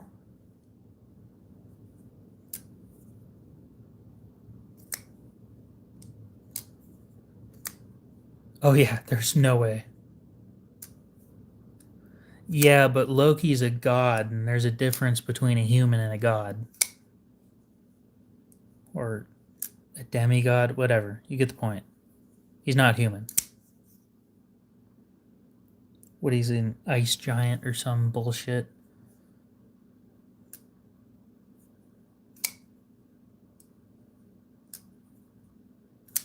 In those movies, anyway.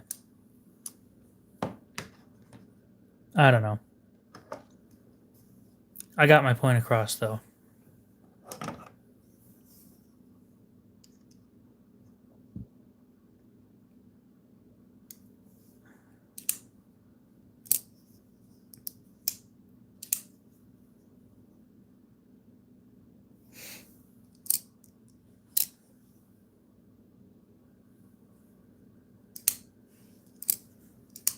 Once he gets back from watching that, I'm going to probably end the stream.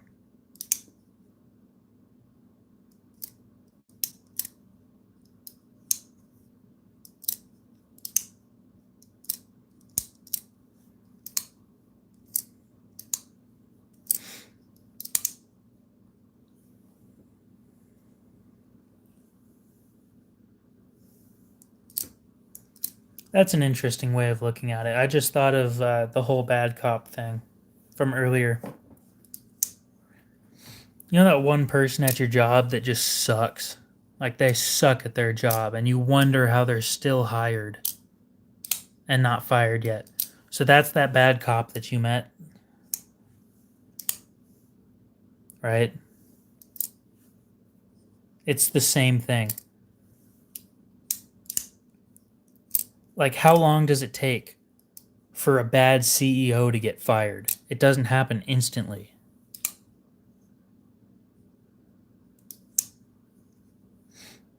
Especially if you're good at hiding shit. How many of you have had a manager that's just the worst? I lost a like. I just realized that. Oh well. Just the worst manager ever. And they're still hired because maybe they're good at hiding shit. Maybe nobody's told on them. You get the point. I mean, yeah. People suck. People in every profession suck.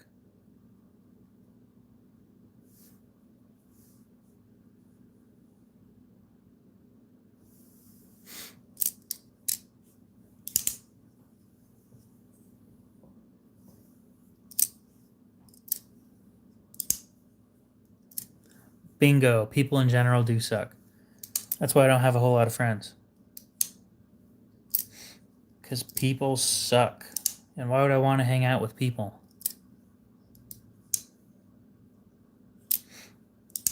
Somebody has to be fired for letting them get away with it.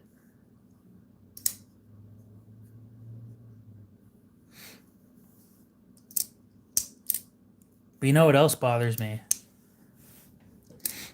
Is when somebody commits murder or something along those lines and gets out on bail.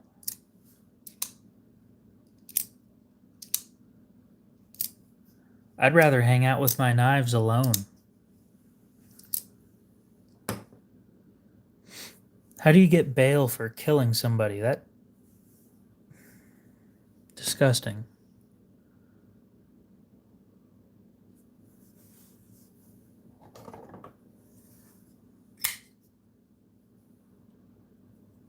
Who allows that? I know it's a judge.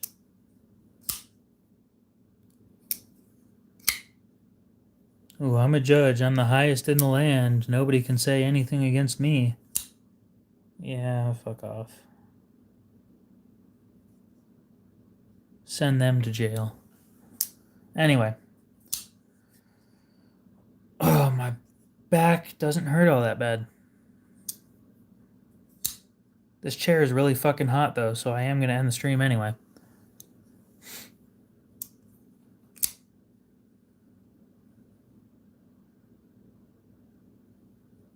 So, hopefully you guys have a great rest of your night, day, morning, whatever it is.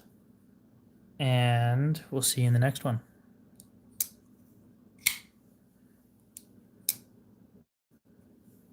Oh, I hope that plan works out.